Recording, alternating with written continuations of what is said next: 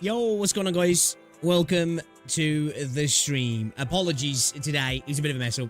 Supposed to be live at 12 today, but had to take out my toilet today. So, yeah, awesome. Great start to the day.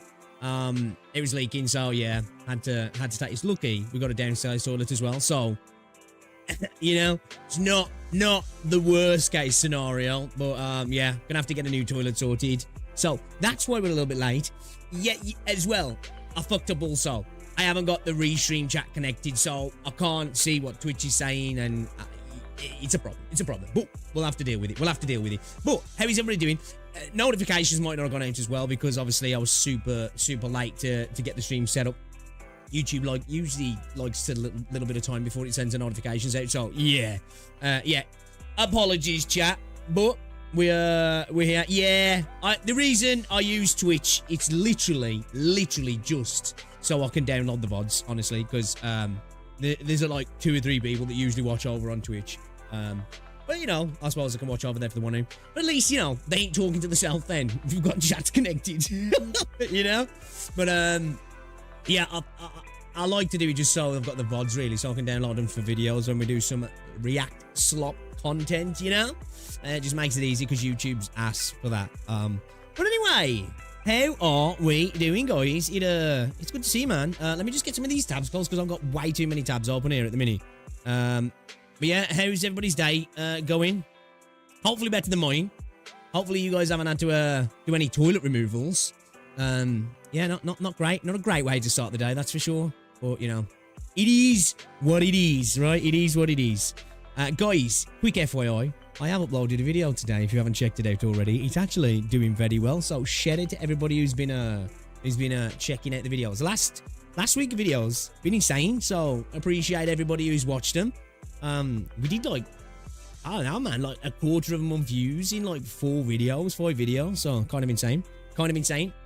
But let me see what chat's saying then, because I need to pop out the YouTube chat now, don't I? Because I haven't got my restream chat. Fucking sucks. Okay, there we go. Nice hand sign on thumbnail. You like the jutsu? I'm about to pop some jutsu, bro. So I stay E1. What's going on, Dagger? Welcome to the stream. Yo, Ducklord, welcome to the stream. Frankie, Ringo, Casual, how's it going, lads? Paradigm, welcome. Rosandru, welcome to the stream. It is good to see you. See, live stream is tomorrow. Yeah, I'm planning to hopefully get on. I need to, because United play tomorrow. I need to find out what time they play. I think it's later. I've got to watch that. I've got to watch it. But yeah, I do want to stream over the weekend because I want to bash some Chaos Zero Nightmare. I do want to get some more Arknights Sun as well because we've been slipping this last week. We've been kind of slacking. So we need to get on top of that as well.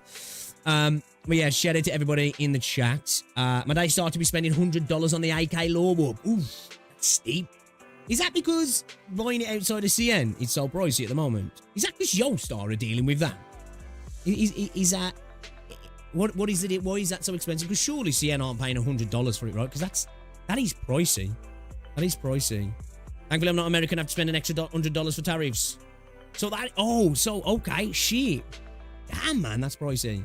What's going on, Zera? You did send auto-generated messages when you send problem in technical support and they're closing the case out there. What's that for, Zera? Sorry, what's that for?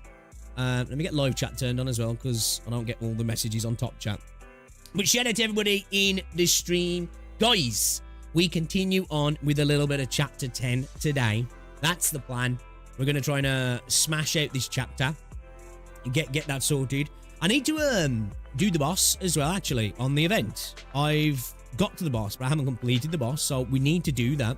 I don't know if to try and do that at some point today as well. We'll see.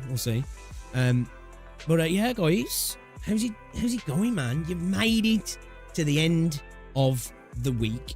And I couldn't be happier. So, I've got to look for a toilet as well. got to look for a toilet as well, guys. So, yeah, fun times. Not only have I got to get my roof sorted now because the scaffies caused a leak in my roof, I've got a leak in my bog as well. So, yeah. Again, super lucky that we've got a downstairs toilet. So, at least I can go for a crap when I need one, you know? But, yeah, that's why we're a little bit late today. Lucky as well, like I've capped off the pipe, like, because, you know, it's a bog, right? I was like, oh, dude, am I going to get sewer smell coming up here? You know, this is going to be peak if it is, but luckily, no, it's not stinking, so we're okay there, I guess. We're okay there, but yeah, I have to get a new toilet now. I have to get a new box. Not what I had on my bingo card for this weekend, searching for a new shitter.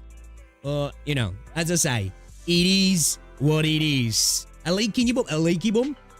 US tariff debuff is huge. It's for the Stellasaura respawns. Oh, are they? They're sending auto... a lot of games do that, to be fair, don't they, really? Yo, what's going on, Chin? Welcome to the stream. And the CM book was around $25 from what I've heard. Yeah, I think it was, wasn't it? I was hearing something like that. 20 odd dollars. Should be more easily in the UK. What's going on, Easy? Welcome as well. There's a chance to be a PC client news tomorrow. It's going to be huge. Yes. They've got the license for it, haven't they? So it'll be really interesting because obviously we know about the PC client, but now it's about the specifics, right? Like, what does that mean for global? How is that going to be rolled out? How are Yostar involved? How does Arknights client connect to their other games? Because obviously they want a client for the game, right?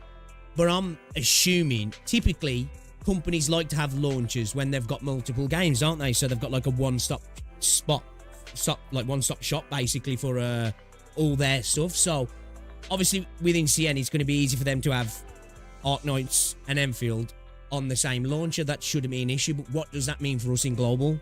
Because Yostar is still publishing the game in global, but Griffline are going to be publishing Enfield. Does that mean are we going to get the PC launcher? What, you know, I'm curious about those. I know we probably won't find that out tomorrow because it's more about CN, right? But I'm curious just to see what's said about the CN launcher and if we can try and garner something from that in regards to what it means for us, because that's the thing, right? Because Yostar have nothing to do with Enfield, so will we have two launchers when it comes to Enfield? Will we have an Enfield launcher and will we have an Arknights launcher that's through Yostar? Or who knows? You know, it's be interesting to see. But you know what? You know, this whole Stellasaura situation, the one thing I've found a little bit frustrating, saw it on Stixie's Twitter, and I've saw it on a few comments on my own videos and on some other people's videos talking about Stellasaura. People think that Yostar have something to do with the development of Enfield. I feel like I might need to just make a video regarding that, right? Because it's, as somebody who's really looking forward to Enfield, it's a bit of a frustration for me, right?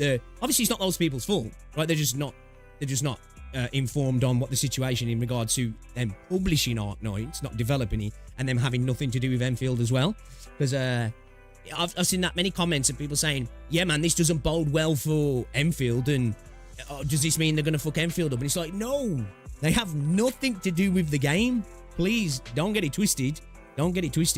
Ken, what's going on, dude? Welcome to the stream as well. How are you? Yes, I have, Russ Andrew. I actually shared that in the Discord yesterday. That is cool to see. That must mean we're getting some kind of stream as well soon, right? So, yeah, be interested to see what happens with that as well. Minman, welcome to the stream. Hello. There's actually people that thought you was, yeah, dude, wild, right? They're illiterate. Well, I don't want to be that guy. I don't want to be mean, but you're not wrong. Dang, yeah, dude. Yeah, like, it's like, again, I've seen at least 4 or 5 comments, right? Like a couple of my own videos, and I'm like, I had to like reply to him, like, it's got nothing to do with Enfield. They're literally, like, they don't even make Arknights. They just publish it in global, right? So yeah, don't let that disparage you from Enfield, or even getting worried about Enfield, because nothing to do with it. Somebody was actually, I think, was it you, Dagger, or was it Leo? Somebody linked a video about Yostar, actually. We might watch that. But I saw a post on Reddit, and a person was listing out all the games that Yostar had been involved with, who are no longer involved with. So I might try and find that post again, because that's quite telling, isn't it? You know, because it's obviously Hypergryph are in a better position to self-publish now, right? They've made 6 years of money with Arknights. They've got better global connections, right? They've created a subsidiary for that. But it makes you wonder, doesn't it? That obviously everything couldn't have been rosy for the relationship, if you will, you know, because obviously it could just be down to, oh well, you know, Hypergryph can potentially keep more of the profits self-publishing globally, but it's obviously to take on the risk, responsibility, and costs that go along with that as well, don't they? Because we've already seen Griffline hard advertising in the West in terms of expos and stuff. But it makes you wonder, doesn't it, if obviously I'm sure people are still friends because there was a bit of a close relationship, but it makes you wonder about the relationship in terms of a business relationship, right? That they didn't decide to roll that on into Enfield as well. They decided to separate and do their own thing for Enfield, which I'm really glad of, because, you know, it's just nice to see we'll be able to get it right from the horse's mouth, won't we, when it comes to Enfield, and no middleman, no go between, no third party. So it's a positive, definitely. Yeah, it's just something that I was thinking about yesterday, actually. Blue, what's going on? Welcome to the stream. Welcome. It was you, was it, Dagger? Okay. So there was involved with which Aether Gazer and Epic 7. What was they involved with Epic 7? I didn't know that actually. Okay. He's hoping Yostar don't muck up Arknights global client for some reason. Right, that's the worry, isn't it? You know, it is a genuine worry.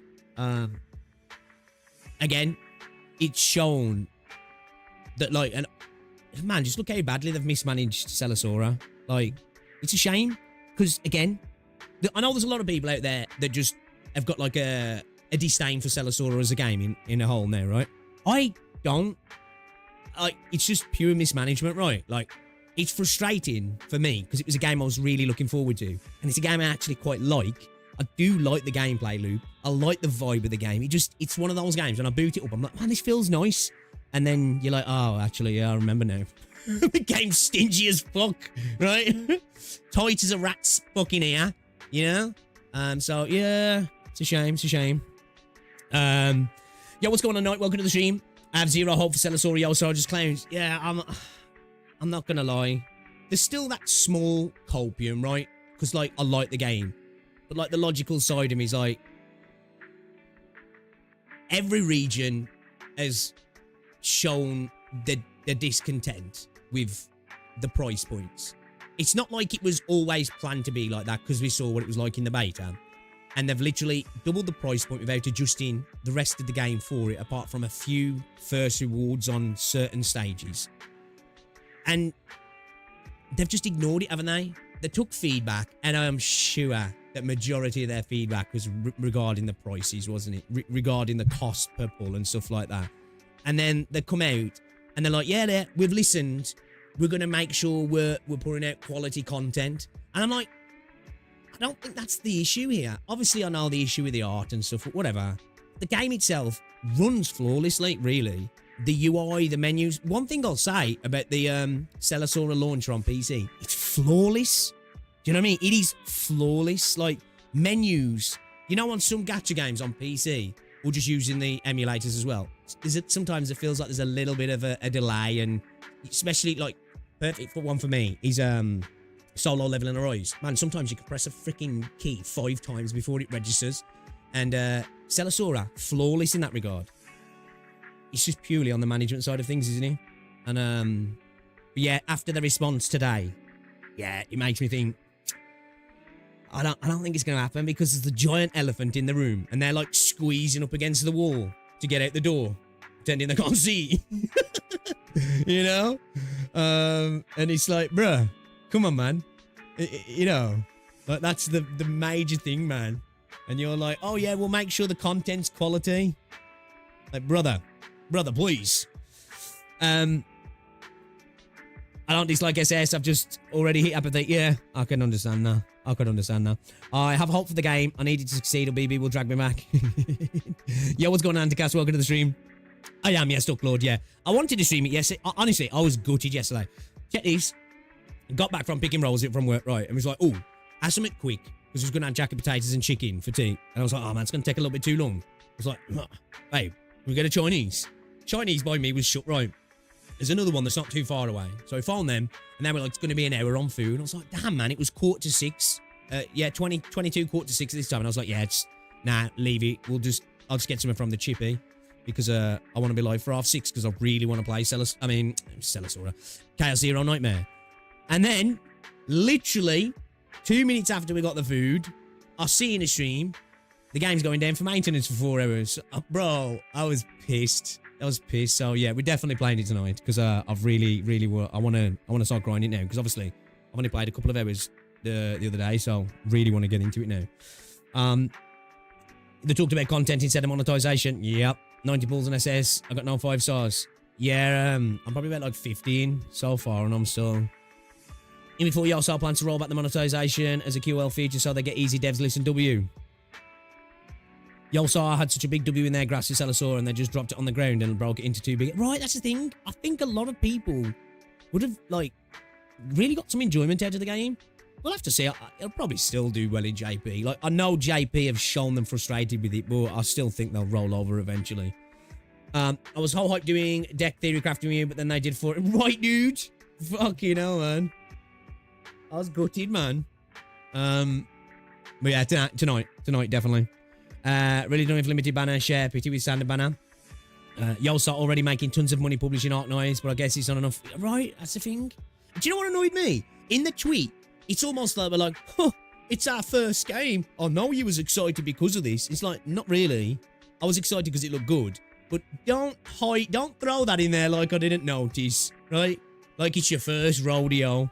Sorry, first attempt, guys. You've been publishing games for years, man. Right? And it's not even the way the game was made that's the problem. It's the way you're managing it, you f***ing dickheads. Alright, anyway, should we get started, guys? Let's do it. Let's do it. Let me get chat up as well. There we go. Sat through that maintenance for CZN like a got left. Oh no, yeah. 4 hours as well. Hopefully there was a bunch of fixes done though, right?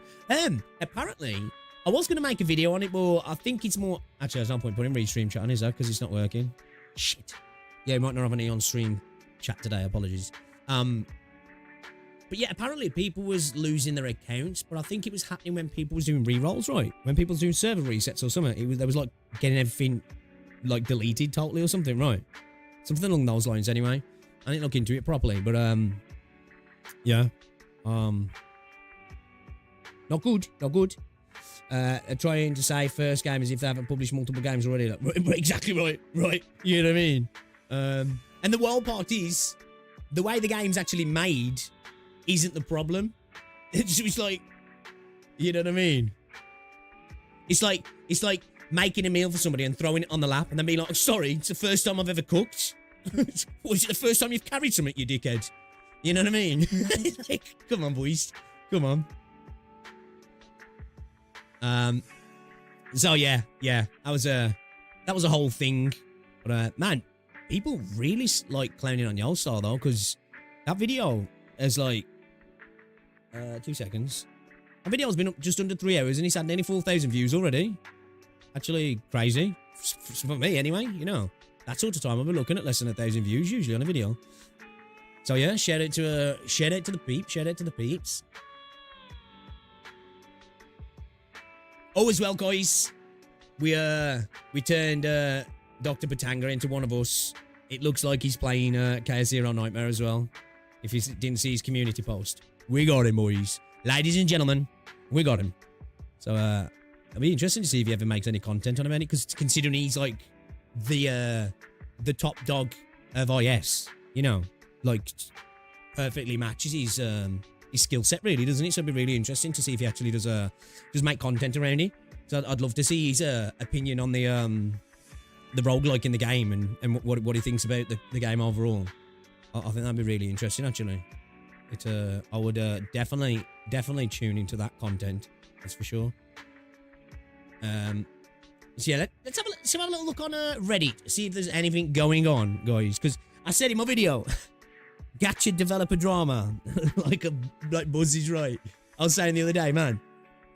Obviously, the normal gamer part of me doesn't like to see developers messing up. Of course, right? I don't want to see games be shit. I like games. I want games to be good. But then as a content creator, it's like, it's content, right? And I was like, man, it's been dry, man. Developers haven't really been fucking up. And then everyone's like, all right then, let's all do it at once. So yeah. As Genshin released this UGC stuff as well. Is it dropped? What's it saying? You should stream it. Yeah, I agree. Yeah, definitely. Yostar is on a random company out of nowhere. Exactly right. Big company, been publishing games for a while, so they know how it works, right? They know what players want. They know how to make a game. They know how to respond to stuff. They're acting like it. First time, guys. You know, like, all right, bro. It's out, is he? Okay, cool. How is he? Not just that Yostar has been messing up on the community side as well. That's it, isn't he? Was it yesterday when there was like, hey guys, thanks for the support. Here's this bottle of stamina every day. Like, what? What the fuck, dude? Get out of here. Holy shit. Swords of Convalaria is doing a Witcher crossover. What the fuck? Look at this. Hold up.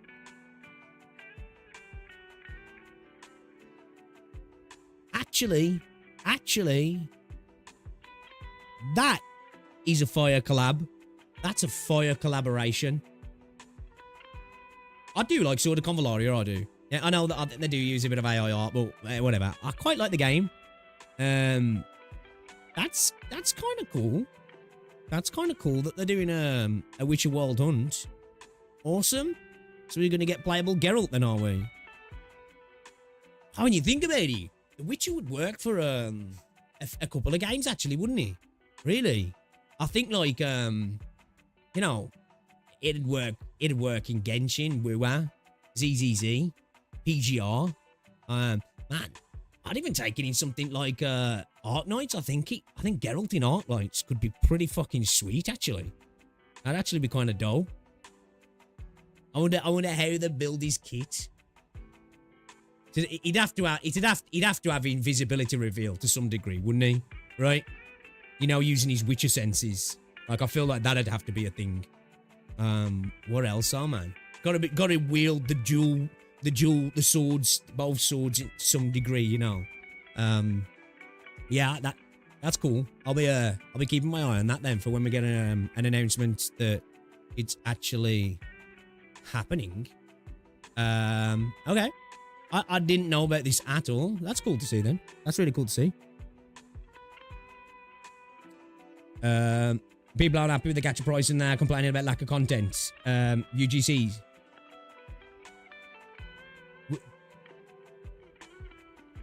When you say the gacha pricing, and like, are we talking UGC or are we talking Stellasaura? They've had Yostar's been fumbling, makes me legit think whatever good they've done with 8Ks. Yeah, well, I think it's clear, isn't it? Clear, isn't it, though? UGC gacha price. Oh, wait, so there's... I didn't even know there was, like, gacha in UGC. I thought it was just game, like, fun little side game modes.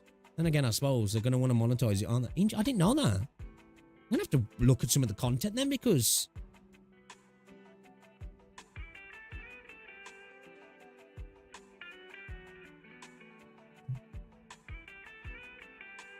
Oh, it's cosmetic. Because I was thinking that then, like, because if you've already got characters, how do they... They ain't going to make you try and get the characters again, are they? It's costumes. Okay. Okay. It could be a swordmaster. Yeah, I think, like, yeah, like, what do you reckon? Like, a guard, vanguard sort of character, maybe? I think Invis reveal. Something like that, though, to do with his Witcher senses, right? I feel like that's got to be something. Imagine if a part of Geralt's kit is in playing cards. Bit of Gwent. A little bit of Gwent, eh? Alright, let's have a little look then. Yeah, we've already spoke about this with Yostar. Wuthering Waves has been nominated for User's Choice Award at the PlayStation Partner Awards 2025 Japan Asia. Okay. Since when rerolling became such a prevalent thing, download game, reroll for 2 to 3 days, play for 1 to 2 hours, rerolling is so ass, doesn't play for 3 months on his source. I've never been a reroller. I get why people do it. I do. I ain't got the patience. I'm just like, whatever. If I start off with a little bit weaker account, it is what it is. Because not all games, but usually that first banner's not the most cracked anyway. Like, you know, get you a good start, but I don't worry about it too much. Now and again, them starter banners can be insane, right, and carry on for quite a while. But, yeah, I ain't got the patience, man.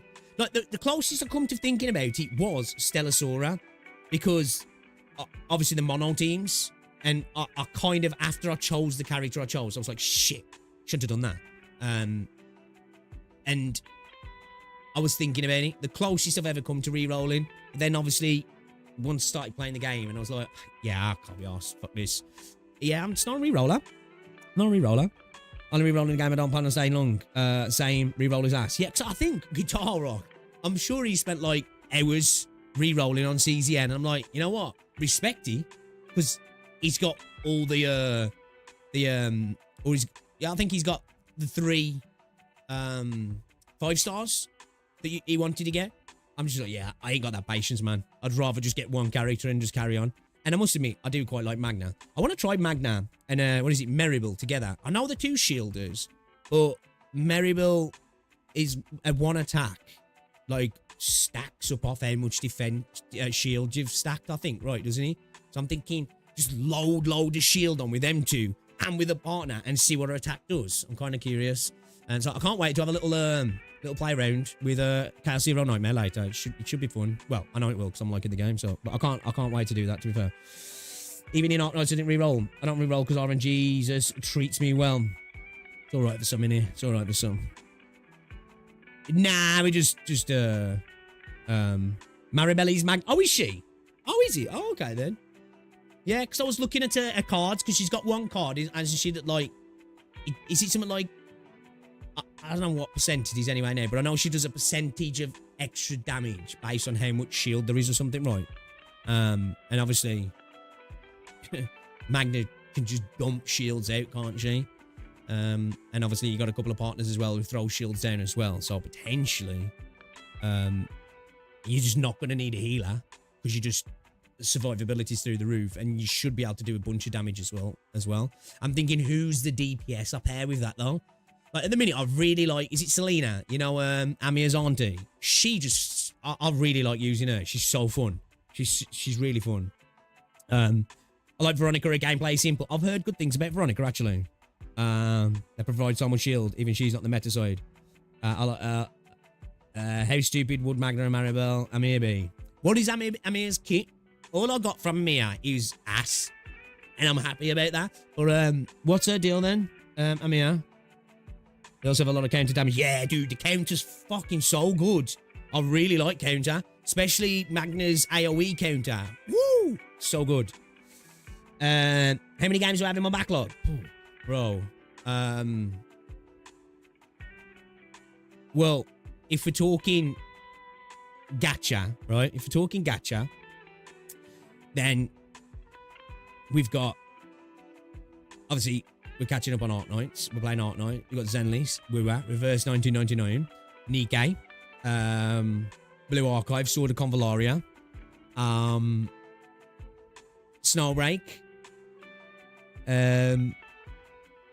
Outside Gacha, probably like 300 games, right? Probably like 300 games, like too many. My backlog's ridiculous, bro. Absolutely insane. It's wild. It's too much.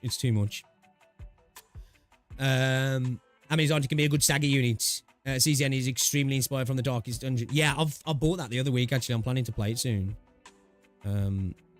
Okay, casual. She can also do follow-up attacks. Yes. Yeah. Man's collection get gachas like people collecting Labubu's. Speaking of AK, I'm still waiting for your AK. Yes, I need to get round to doing that, don't I? I need to set aside a day and get that sorted because I need to get some footage from my old streams. Just kind of re-up myself on everything that's happened. And yeah, I need to do that. I do need to do that because yeah. I don't think we glaze it enough, do we? We need to glaze it more, you know? We need to glaze it more. I do need to get around to that as well. Honestly, this month has just messed me up because I'm having to sort the roof out. Now we've got to get a new toilet as well. You know, had issues with the car. It's just been, I'm hoping that's a 3, you know, they say bad things come in 3s, so I'm hoping that's 3 things now, and we can move on in the next couple of months and be a little bit better situated. So I do want to still do that, because I'm looking at probably about 100 and 120 quid for a good one to get the bag as well. So I do want to do that. Play Morrimans. I do mean to at some time. I do mean to. I mean, it does damage every time you gain a shit. Oh, okay. So what is she then? What is she like? What is she? Is she a support, DPS? What's her actual categorization? Are we doing some React today or going straight into gaming? AK plays eat up that type of videos. Reverse 1999 stream when? I don't know, because whenever I've streamed it, they've never really gone down well. Nobody's ever bothered watching, which I don't mind personally, but I'm like, is it worth streaming at that point? I'm like, do I just play it offline? I'll be down to stream Reverse 1999 for sure. Yeah, I don't know. Let's have a look. Let's have a look in React Smash. Let's have a look in React Smash. Let's have a look at React Smash then. Okay. We've got this video here. How long's this? How long's this one for Yostar? If you're watching this video, chances are... Okay, this one's not too long actually. Maybe we do watch this one. Considering we've been only on Yostar. Why not? 5.5 Veronica PV Volt Frost Attack. Oh, a bit of Tower of Fantasy.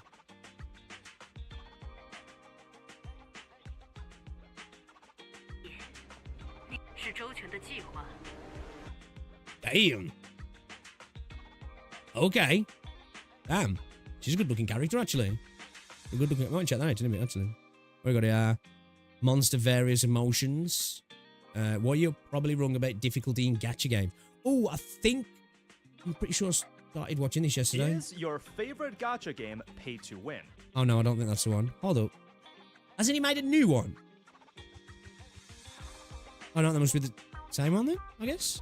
Okay, maybe we'll check that out then. It's a 20-minute one. What's going on, Acceptor? Welcome to the stream. You barely streaming anything else besides... Well, yeah, true. That's why I'm really happy about the recent videos, because we've been talking about some other stuff and they've been doing really well.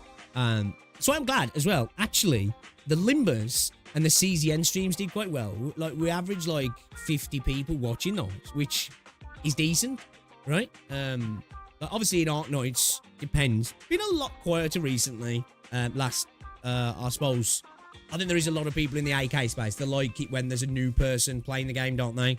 So, I guess I'm not technically the new guy anymore either. So, I'll get that as well. But yeah, they did really well, actually. I do want to do some more Limbers, because that first Limber stream, like, people went apeshit for that after the fact. Like say, we had about 50 people watching. I think that stream, like, I'm sure that ended up, like, with a few thousand views, like, and most of them come from after the fact. Because, like, if I stream for about 3 or 4 hours with about 100, 120 people watching, that'll work out to around about 2k views. And that ended up with 6.2k views with 50 people watching for 2.5 hours, which would have probably been about 1,000 views, if that. So, like, 5,000 views or so came from people finding that after the fact. So, yeah, man, shout out to the Limbus crew. You can identify as an Arknights pro now. I don't know about that. Limbus always do well, because once you stream, someone's son's a Limbus player, isn't he? Deadaim took your spot now. Oh, yeah, there's a new guy. Yeah, definitely. Yeah, he's been killing it, man. I love to see. I love to see people doing well, man. So, it was awesome to see, how do you say his name now? I forgot his name. Matrix. I'll just call him Matrix. He's in our chat sometimes. He's in Discord as well. He started streaming Limbus, and I think he had his best stream, didn't he? So, awesome to see that as well. So, love to see it, man. Love to see it. I saw Deadaim was thinking about starting his own niche, wasn't he?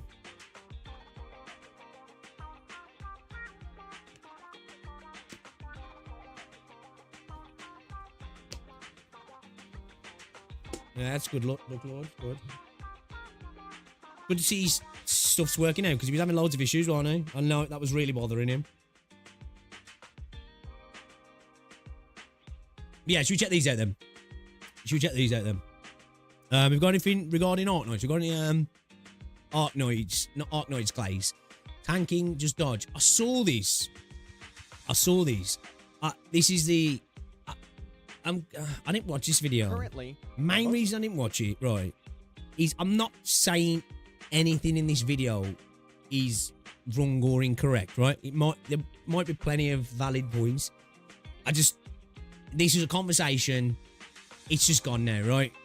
You know what I mean? I had the same sort of sentiment in regards of worry about tanks, right? But it's just a conversation I don't want to go through again, man. It's just like, you know, we had the conversation. I think a few people put their viewpoints in regards to negatives, positives, the philosophical argument all around it, and we've moved on, right? I think it was a conversation now to potentially maybe have after a couple of months after launch, and then we can be like, okay, have the systems in this game negatively affected classes, right? I think that's a conversation we have. And who's to say anyway they ever wanted tanks to work in that way? We just don't know, do we? We just don't know. So yeah.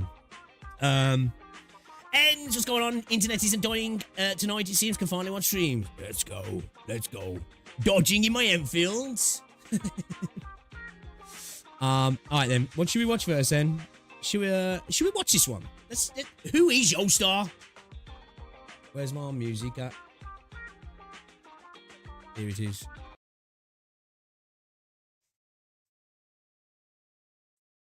Okay. We've watched a video from these before, haven't we? Seth it? I think we've watched a video from these before. I remember now. Who is Yostar?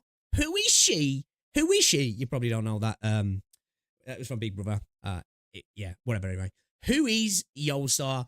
Let's watch this because it's an older video, so a little bit of this info is going to be out to date now, right? But we've been clowning on Yostar the last couple of days because their new game, Stellasaura, they've really fucked it up, haven't they? So let's get a little bit more information on who is Yostar then, shall we, guys? Preemptive like, let's watch, let's see who they are, and can we roast them some more then, can we? You have played games from the well-known publisher Yostar. Oh well, at least. Well, remember, guys, like they said in the tweet, it's our first game, guys. Come on, we're new to this. I know it's the first made game. Well, apparently it's not, but come on, guys. It's not your first rodeo. Stop pretending you're new. Heard of them once before. I have been playing some of their games for years. Oh, I remember this dude. And yet, I know pretty much nothing about the company I spent most of my income in. I believe it's time to... Not nothing about the company I spent most of my money in. Like, yo, I don't even know this girl online, man, but I've sent her 7 grand. Figure out who... That's what we do, really, ain't we? We're like, we're twerking for companies like dudes do for OnlyFans girls, really. Who is Yostar? Yeah, dude, that new game excuse, bullshit. Absolute bullshit. Like, that actually pissed me off. Because it was like, you threw that in there like we wouldn't notice. You've been publishing games for years. I get it. Making a game's different to publishing it. The problem is, you're mismanaging it, and publishing definitely encompasses the management of a game. So, yeah. Don't play that one, boys.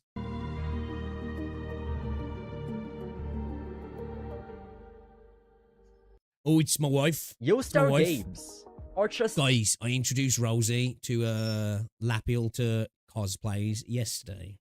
It's not going to happen, but I thought I'd plant a seed in the hope, but it's copium. Yostar is a video game developer and publisher with their headquarters in Shanghai, China.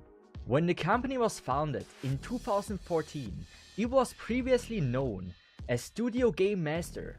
Okay. During the early days, they were known for making Doshin games. For those who are not familiar with that term, it pretty much means... So, did they actually develop stuff? Like, in-house? Official spin-off material of already established media. Sadly, after further research, I was unsuccessful of retrieving their early works from the abyss of the internet. But spin-off games was not the only thing they were interested in. They chose to invest a lot into ACGN, anime, comic, game, novel in China. They were and still are a leading figure in that, even to this day. Studio Game Master, or short Studio GM, became a minor subsidiary, and the first and sadly only game they developed was called Nono from Isekai in 2016. Luckily for this one, not everything was lost in the internet. Okay then, so is their logic this is their first game then because this is when there technically wasn't Yostar? Is that the argument there then? So I'd love to know the technicality behind that, because if they did develop this, then it's interesting that they're claiming that Stella is their first game. Because I was under the impression that Stellasaura was their first game. Now I know technically, if nobody works at the company now, and if it was technically a different company, then technically, it's a lot of technicalities, it's their first game. But I didn't know about this. And with just a bit of research, I was able to figure out that Nono was a 2D fighting game, which actually does look pretty fun. I was even able to find some gameplay of it. After looking at the footage, I actually want to try it out myself, and so I tried to figure out how I can download the game. Sadly, I had to figure out that the servers were shut down in 2018. Okay. But to my surprise, even 5 years later, there are still people out there making fan art of their characters. But as previously mentioned, Nono was the only game Studio GM has ever developed and released. Okay, then that's that. I guess that's the technicality then, yeah. Yostar didn't exist when they developed this game, I guess, right? Which is kind of sad to think about. But their main focus is not developing anymore. Publishing. This was now their first priority. And their first game they ever published was by no means a failure. I would even consider it to be one of the most well-known gacha game during its time. Oh my days. Even to this day, many people have played it or at least heard of it. Known for having the hottest characters among all of gaming. Sometimes borderline. What game are you talking about here? Is this Azure or is this Arknights? Not safe for work. I am obviously talking about Azure Lane. Yeah, okay. Its release in 2017 was a massive success in Japan, going as far and releasing a global version just 2 years later in 2019. A question then, consider that come out 2 years later. Is the clairvoyance on the CN servers, or is that merged now then? Azure Lane is global caught up to CN? The global market was just as stoked about the game as the Japanese were. People were obsessed with it. Ships, busty cannons, Renegade! Something no one knew they wanted, but beloved by many. The success wasn't just due to the game being good. The marketing was... Bro, I watched some of the anime. I just thought it was wild, man. You got girls running around that are actually battleships and cruisers and destroyers. It's like, what am I watching? It's funny, man. Top notch. Even if you didn't care about the game, figurines and merch were everywhere, and probably still are one of the most well-known figures on the market. The success was so huge that Azure Lane got its own anime in late 2019.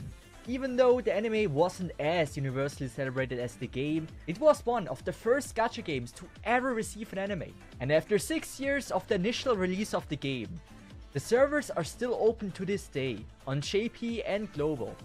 Choosing to be its publisher turned out to be one of the best decisions they could have made and carved the path of Yostar's massive success.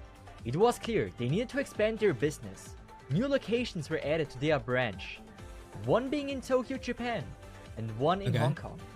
Based on the office footage I found, it seems like... So I suppose that's the technicality then, yeah. Yostar haven't made a game. Just the company that they were before made a game, right? Like working there must be a dream. Which technically is true. Anyway, Yostar it's haven't, 2019, then, I guess. and 2 years later, of the release of Azure Lane, this is the only game they published that wasn't house-made. It was time for the next big thing. And this was Epic 7 JP. Once again, an iconic game. I didn't know they actually published Epic 7.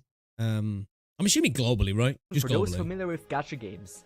The yen version was already released in 2018, but Yostar brought it to Japan. It found huge success like Azure Lane, but this wasn't the only game. Mahjong Soul was published in JP, EN and South Korea. Before I start researching for this video, I always assumed this is a lesser known game, but damn, It has more followers on Twitch than Esolane or Arknights, and it seems like it's still booming.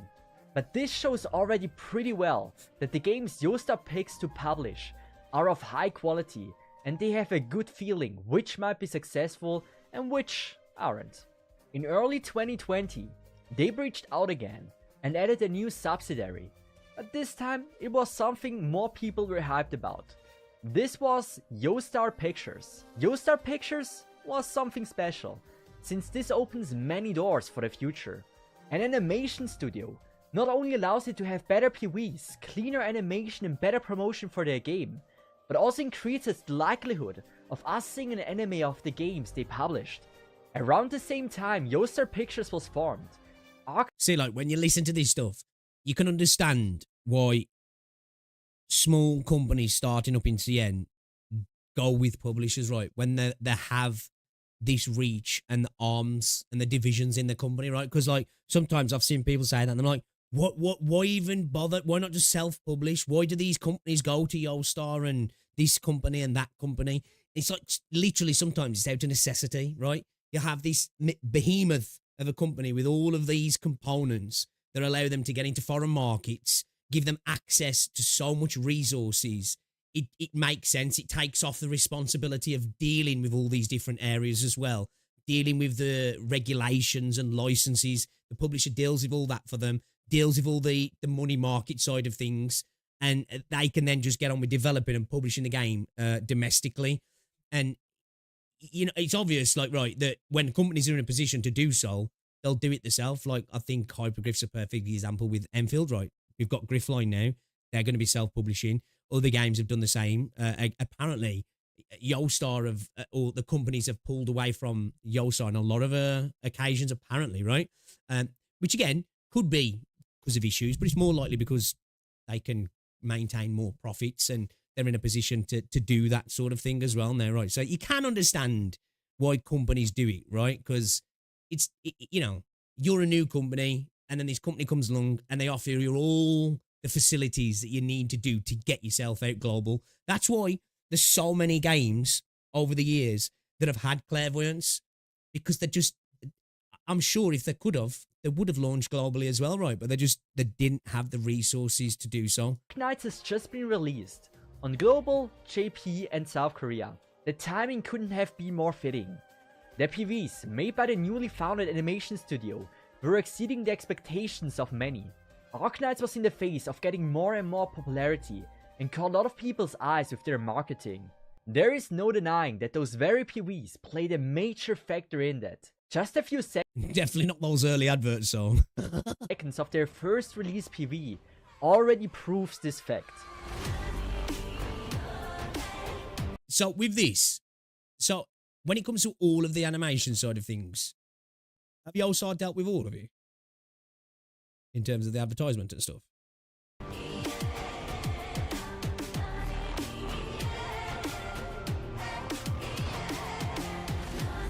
Amazing, isn't it? Not only the animation. I mean, everyone who could self-publish would. Exactly right. I tried to explain that to some people, but they're just like, what, you know, they're dumb for doing this. It's just like, it's not. It probably wasn't out of choice. You know what I mean? It was a necessity. Is candy for the eye, but also the music was not the normal track. 2D animations made by them. PVs. Okay. But also the ads across the internet is not something that should be overlooked. Exactly easy. One of the most More iconic for them, ads, for example, is the one with the party. Endless drudgery of your job, your boring group of friends, a game that will give you all the action, strategy, and anime you need with none. Hey, at least with this advert here, the gameplay is real, right? You know, the amount of mobile ads, and it's just blatant bullshit in the advert. Like, the gameplay of the show doesn't even exist. Of the filler, as you guard the sanctity of the right side of the screen with your life, that makes nerds' hearts tingle with joy in a mobile game that's objectively better than your real life. Arknights. Even though there's a group of people arguing the ads were bad, it cannot be understated on how much of an influence those had in the growth of the game. 1 year after the release of Arknights, another game was about to be added to their list of published games. This was Clue Archive. I myself played it on the release date on the February 4th in 2021. I was pleasantly surprised about the game. It was fun to play. I like Blue Archive, I do, but like I say, obviously it's memes, right? But it does get the FBI watching your computer. But again, I think Blue Archive's a fine little game. The music was once again top tier, and the character music's good designs in the were, game, actually. well, let's just say, intriguing. But Japan loved it. Better than real life. And based on my recent trip, I would argue it's the game with the most merch among their ranks. Most anime stores had at least a few things of Blue Archive. Things were going great, and Yostar Pictures wasn't sleeping either, while still releasing outstanding PVs for their games. The first homemade anime was on its way. This was another season of SLA. The reception of the anime was once again divided by the community. Already the first adaptation was considered a failure by many, mainly because it wasn't what most of the community expected. The second adaptation was at least received a bit better. It still wasn't exactly what the community had hoped for, and left some of its fans unpleased. Okay. The ratings were at least a bit higher than its predecessor, and if you just want to see your waifu doing things, then it wasn't so unsatisfactory at all. But it wasn't time to rest for Yostar. They were already working on another project with the company Kong Games, the publisher of Guardian Tales. The game was already released on many servers, but JP... See, like, you see these, right? They've worked with so many companies. And again, that's... Well, it is a massive part of it, but it's still not an excuse even if they hadn't. But they've worked with so many companies to come along with this... sorry, guys. It's our third game, you know. We know you were expecting a lot. We're sorry. It's just like, fuck off. Was still not a thing. So in collaboration with its developer, Yostar brought it to Japan. I myself played Guardian Tales for a few days, and it is indeed a fun game. Admittedly, I haven't heard much of the game in a while, but considering just that JP Twitter is totaling 150k followers, Never played this. We can safely assume the game is doing well. But Yostar was about to publish the first game to disappoint their expectations. This one turned out to be their worst performing game they have ever released. Yet. This was Revived Witch. None of the games they ever published did so poorly as this one. Did they for once publish art style's beautiful, a though. bad game? Well, my answer to this is actually no. I was a day one player of Revived Witch, and I can confidently say that it was actually one of their better games. Beside Arknights, it was actually my favorite game they released. I even made a video about it, praising it on how good I think it is. I gotta admit, I have to admit, art style's beautiful. It's very much got that like Octopath sort of kind of style. I love pixel art anyway, especially when they have beautiful baked in light and that sort of 2.5D perspective shifting stuff. Oh, it just looks so good. I am a sucker for that sort of art style. I am like, it really can do a lot of heavy lifting for me. when I first saw it in the Play Store and I saw like it's pixel art, I was like, nah, I don't want to play it. I probably won't like it. But after I started and I played like for 5 minutes, I already knew this is a game I really, really like. There are a few reasons why I'm loving this game so much at the moment. But the one big reason is that I started this game, but I didn't feel like I am playing a gacha game right now. It feels amazing, not because it's gacha, it feels amazing because it feels like I'm playing an actual game. Okay. The music, storytelling, the storytelling. It's always a nice feeling, that isn't it, when you're actually playing a gacha game and you can have a few hours or like prolonged periods where it doesn't feel, obviously you know you're playing a gacha game, right? But you know, you can detach yourself for a little bit. Arknights is that, you know, when you're bashing through some stages and you're hitting these dope mechanics and you're figuring things out, and you can have hours of just doing content without ever considering, you know, the typical gacha BS that you'd need to do. Not just a gacha, but you know what I mean? Like the typical stuff. 2.0 in Wuthering Waves is like that for me at first. When I first played Renacita, there was periods of that where I was like, damn, I forgot I was playing a gacha game for a bit. So it is a great feeling, that is, when you get that vibe from a game. Yo, Skybird, what's up, dude? A streamer called Pixel Tree likes pixels. Ain't no way. Yeah, what's up, Joshua? We're outstanding, and many among my viewers in concrete you might enjoy Wuthering Waves. seem to agree. I honestly cannot explain what led to its downfall. It's hard to express on how sad I was when I heard that the server will be closed. In the end, I myself stopped playing it after a while, and so did many others too. The only thing that seemed to be their demise was that they couldn't retain their players' attention, and so eventually it died down. 2022 seemed to be a quiet year.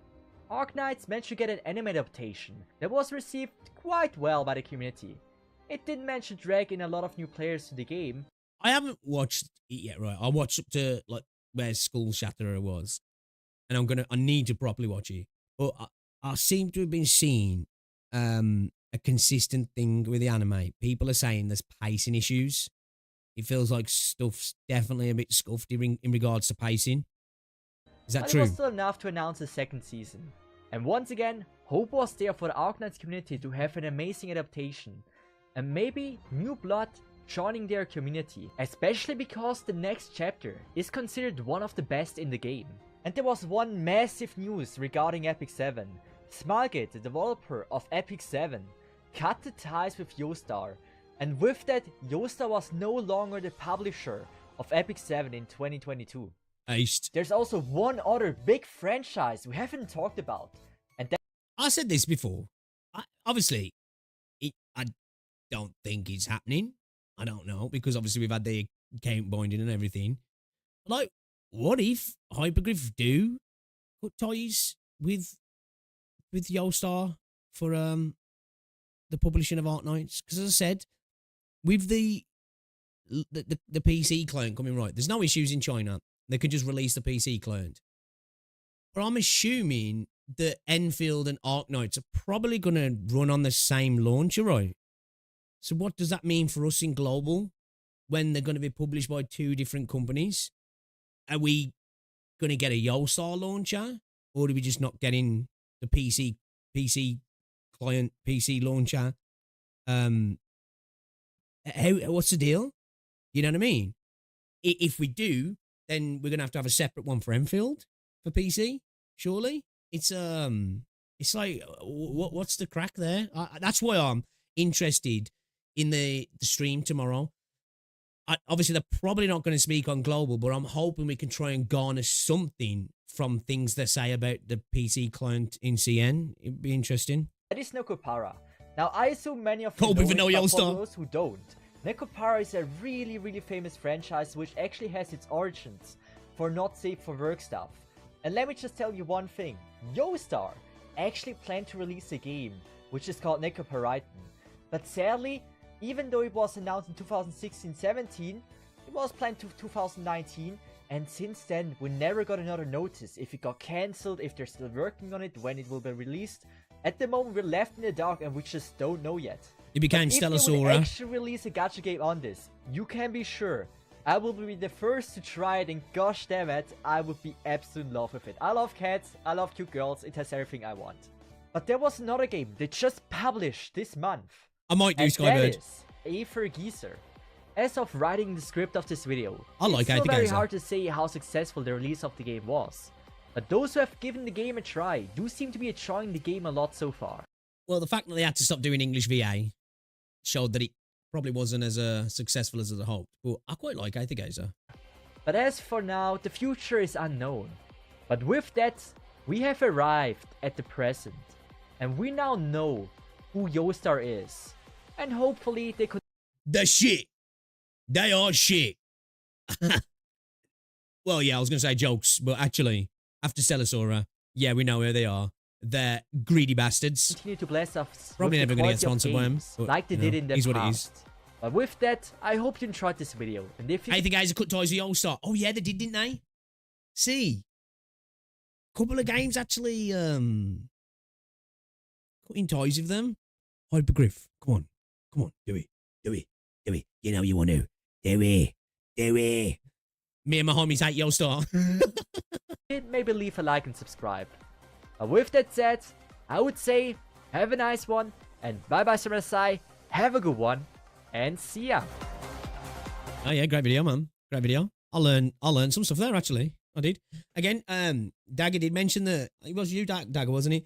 That this Stellasaura wasn't their first game. Technically, it's not, I guess. But obviously, the way companies work, it is literally Yostar's first game, and who knows who was working at the company then who actually would have been making that stuff. So I'll let them off on that, but still, I won't let them off on the fact of the state that Stellasaura's in, because they're not newbies. They've been around for 11 years, right?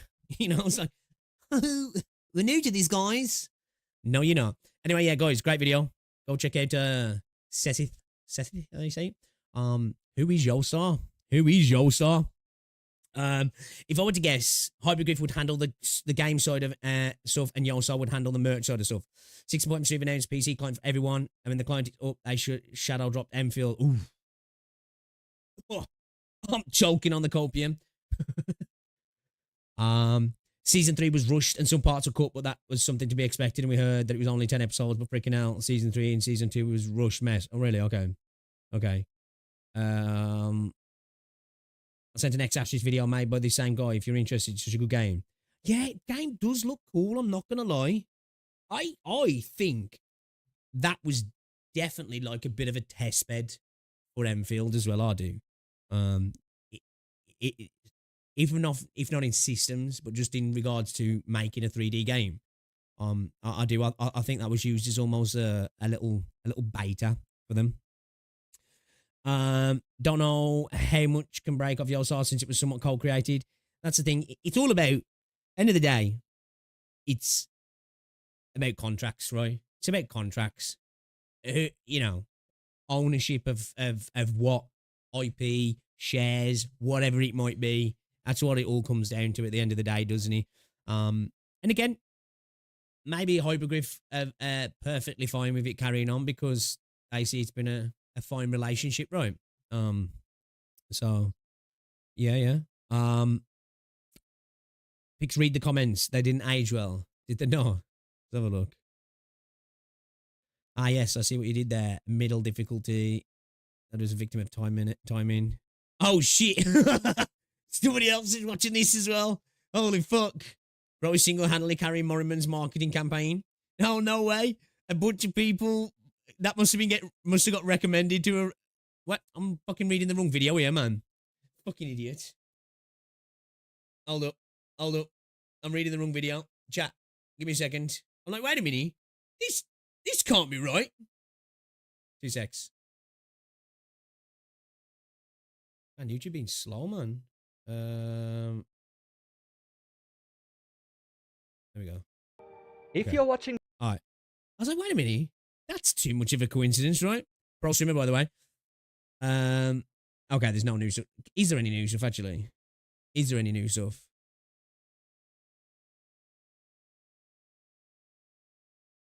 You see my shorts there? Oh, yeah, dude, I'll get recommended so much stuff from watching gacha games now. I'll watch it. Hey. My bad. I was hoping there's going to be some new comments. So what they're saying then? What's your favourite Yostar's game? Nah, completely wrong. I never played these games. I'm a bit late to see this, but great work on the vid. I love Azure Lane, but it feels like it's kind of lagging behind now. Played Epic 7 like the Art Soul, Guardian Soul died. I'm going to say I don't really like anime that much.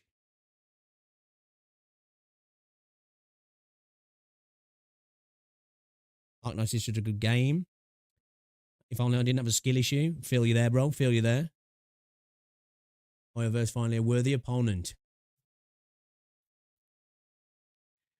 Are you sure about that? Yostar the GOAT. The God himself. Oh, no.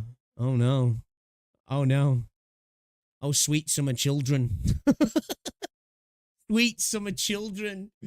Yo, Neil, what's going on, dude? I watched your last video. Man, it seems like Yostar skipped greed and went straight to avarice. Yeah, crazy, dude. It's crazy. What's up, my top? Let's have a look.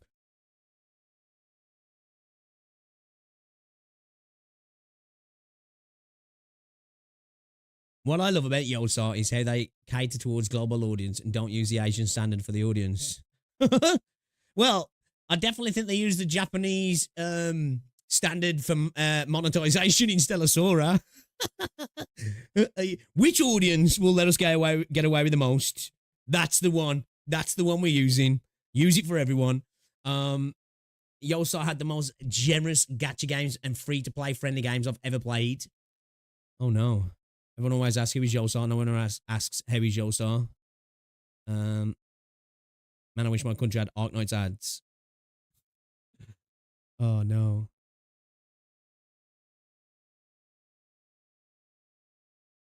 John Yostar versus Mr. Genshin Impact.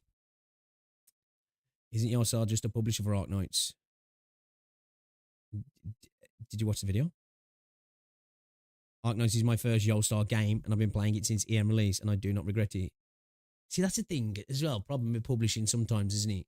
A lot of people don't separate publishing from developing, do they? Again, like I say, the amount of people who are like, oh man, Yostar better not fucking ruin Enfield. Like, brother, they don't have anything to do with it for one. And two, they only publish Arknights, you know? My impression of Yostar is there are so many degenerates here. Incredible. Back to farming rocks. Based.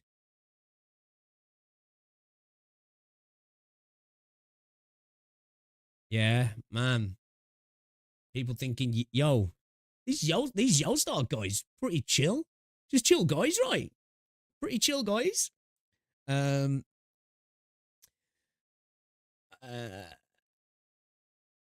One guy saying Yostar was the most generous game.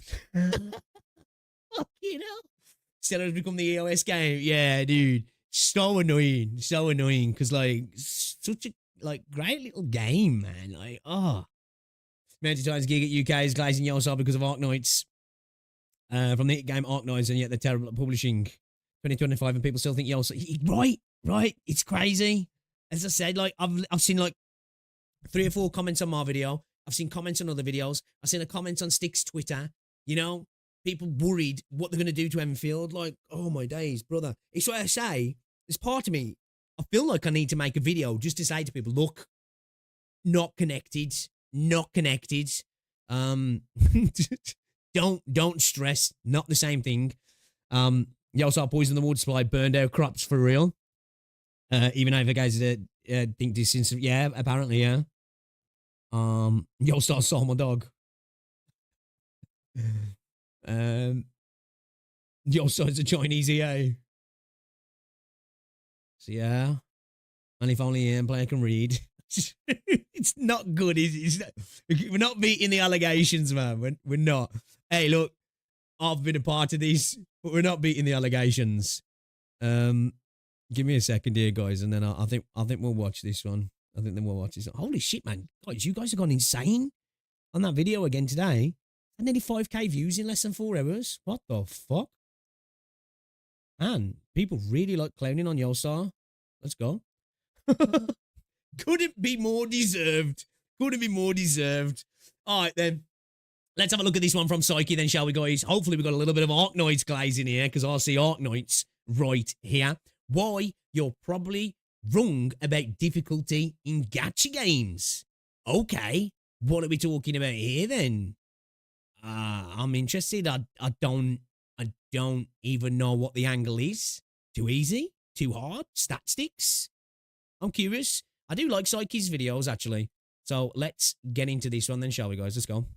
Is your favorite gacha game pay to win? It's a simple question, but I'm willing to bet that 99% of the time tells me your response is a no. If you ask me, questions such as, is X game free-to-play friendly, or is X game pay to win, are some of the most pointless questions to be asking. After all, which gaming community would collectively agree that their favorite game is pay to win? This sentiment doesn't just come from nowhere, as it happens to tie into a topic. For me, it's a hard one as well. It's not. I less look at it as pay to win and more player friendly. Because for me, when I think pay to win, I think when you're talking about a PvP game, right? I can buy something in the game that gives me an advantage over you, right? I can kill you quicker. I have more life, whatever. In a PvP setting, that's the way I see it.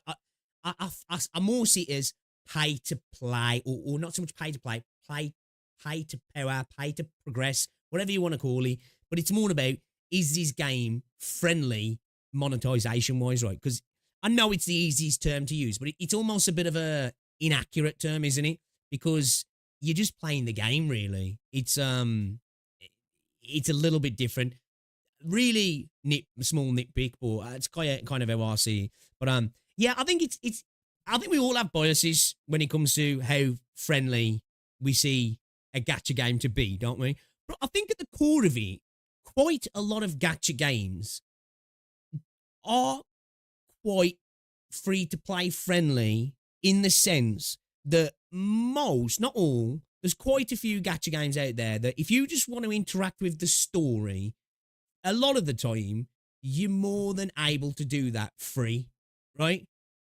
Now, when it comes to endgame and events and stuff like that, it's a different conversation for a lot of games. And I know some games that have major statistics and difficulty spikes in the story as well. I'm not saying that that doesn't happen. But there is quite a lot of gacha games. If you just want to go through the story, the MSQ, you can do that a lot of the time, can't you? Without spending a penny. But obviously, it's an incredibly predatory space as well. Topic that I see a lot of conflicting discussions on. Difficulty in gacha games. Whenever difficult content is added to the game, most you often find opinions split right down the middle. Is the game at fault for making certain content too hard, or is it the player's fault for not learning the necessary skills or investments to beat it? Yeah, true. Like, again, a lot of the time, in gacha games, in a lot of gacha games at least anyway, not all, and some are better at this than others, it is an artificial difficulty in the sense that it's a stat difficulty, and it's just a power scaling thing, right? Or it comes down to that included with the timer. You just need to do this quicker, and to do it quicker, you need more investment, because you'll be able to clear it without the timer, but with the timer, the difficulty comes in. Again, I've got to glaze Arknights here. There are very few stages in the game that have a time limit to them, and they're not necessarily a traditional timer, but it counts as a time, you know, like the Witch King stage and that one with the statue recently, right? There is a couple of stages, but majority of the stages are, you need to clear these, and that's it, you know? You're going to get pressed by the boss. It's going to have a second phase. The stage is just going to be hard, but it's up to you about clearing it, and you can take a lot of time on some stages by stalling. There's not many games that allow you to do that, right? Where you can literally stall difficult content and then work around it. Most games are like, bro, it's DPS, DPS, DPS, right? Again, one of my frustrations with a lot of gacha games moving to rotation-based combat, because that's what it all is. The answer will hugely depend on, well, quite a lot of factors. My name is Psyche, and I want to talk about this today.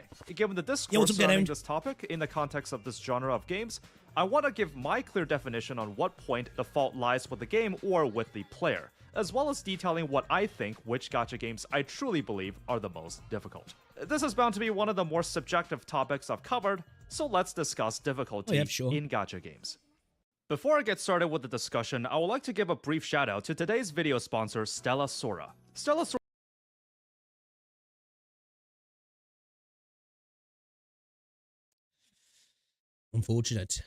Unfortunate timing. Oof. Oof. Oof. is a top-down isometric casual adventure RPG with a blend of fantasy and modern aesthetics. Playable on iOS, Android, and PC, Stellasaura features a lighthearted story and atmosphere. Hold on a second. And the ad was a victim of timing.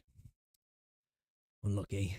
With a colorful cast of adventurers called Trekkers. With a core roguelike gameplay loop, you can experiment with different builds and team combinations to experience a unique adventure every time. Embark in numerous game modes as you put your team building and mechanical skills to the test, uncovering many secrets along the way. Beautifully illustrated with a casual and detailed... One of those is the prices in the shop. ...design, bond with your fellow trekkers with a dedicated messaging and invite system. Version 1.0 features Tose, a vanguard trekker of the Aqua Affinity who will be the first 5-star character when the game launches. Currently, I have generally positive opinions of Stellasaura, and I will be posting my own unsponsored independent I'll bet that changes. Review of the game in a few weeks.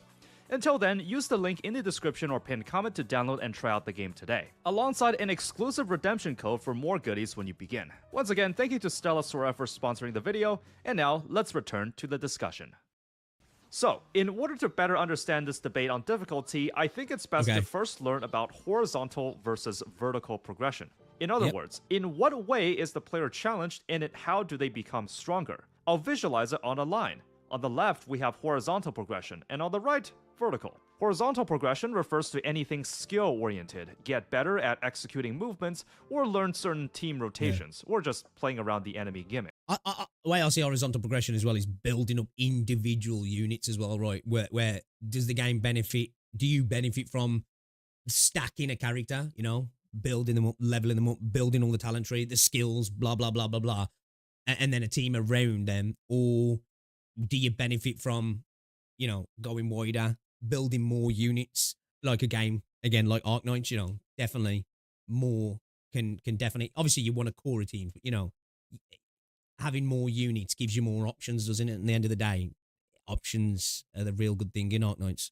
Vertical refers to stat-oriented progression. You leveling up your characters, getting a new passive ability, pulling the best-in-slot support unit from the gacha. To simplify it, stats go up, you get stronger. If you pull the signature weapon of a character in a gacha game, that will be considered a vertical investment. Every video game will have a combination of both types of progression and pin itself somewhere on this line.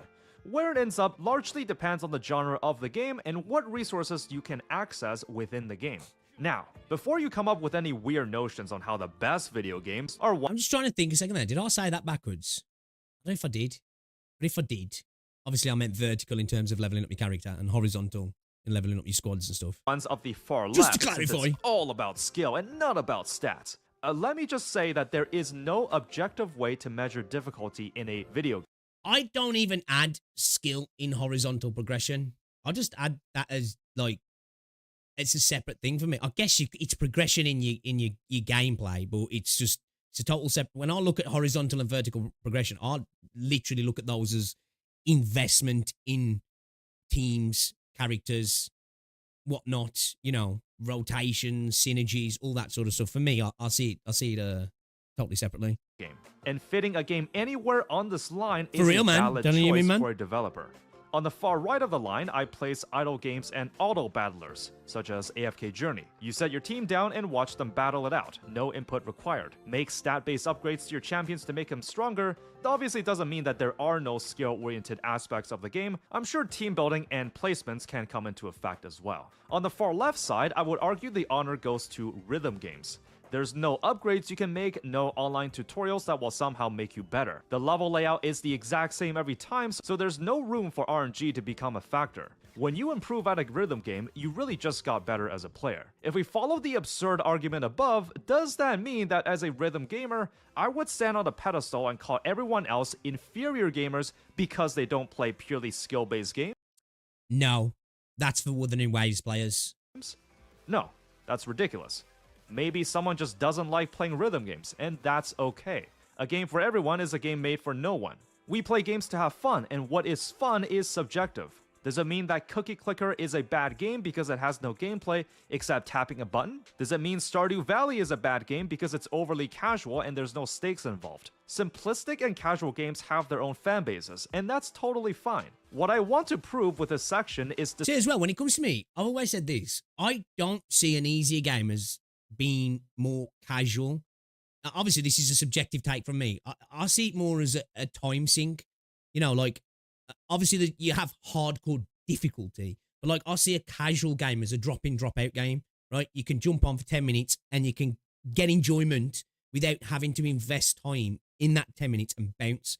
And a game that's less casual, a game that's, right, you can't just spend 10 minutes here and do the thing you want to do because you've got to invest, you've got to build, you've got to spend time. You've got to clear stages. You've got to get materials to then continue to build the unit, to then, you know, learn stuff in the game as well. And then and maybe even potentially pay for some games.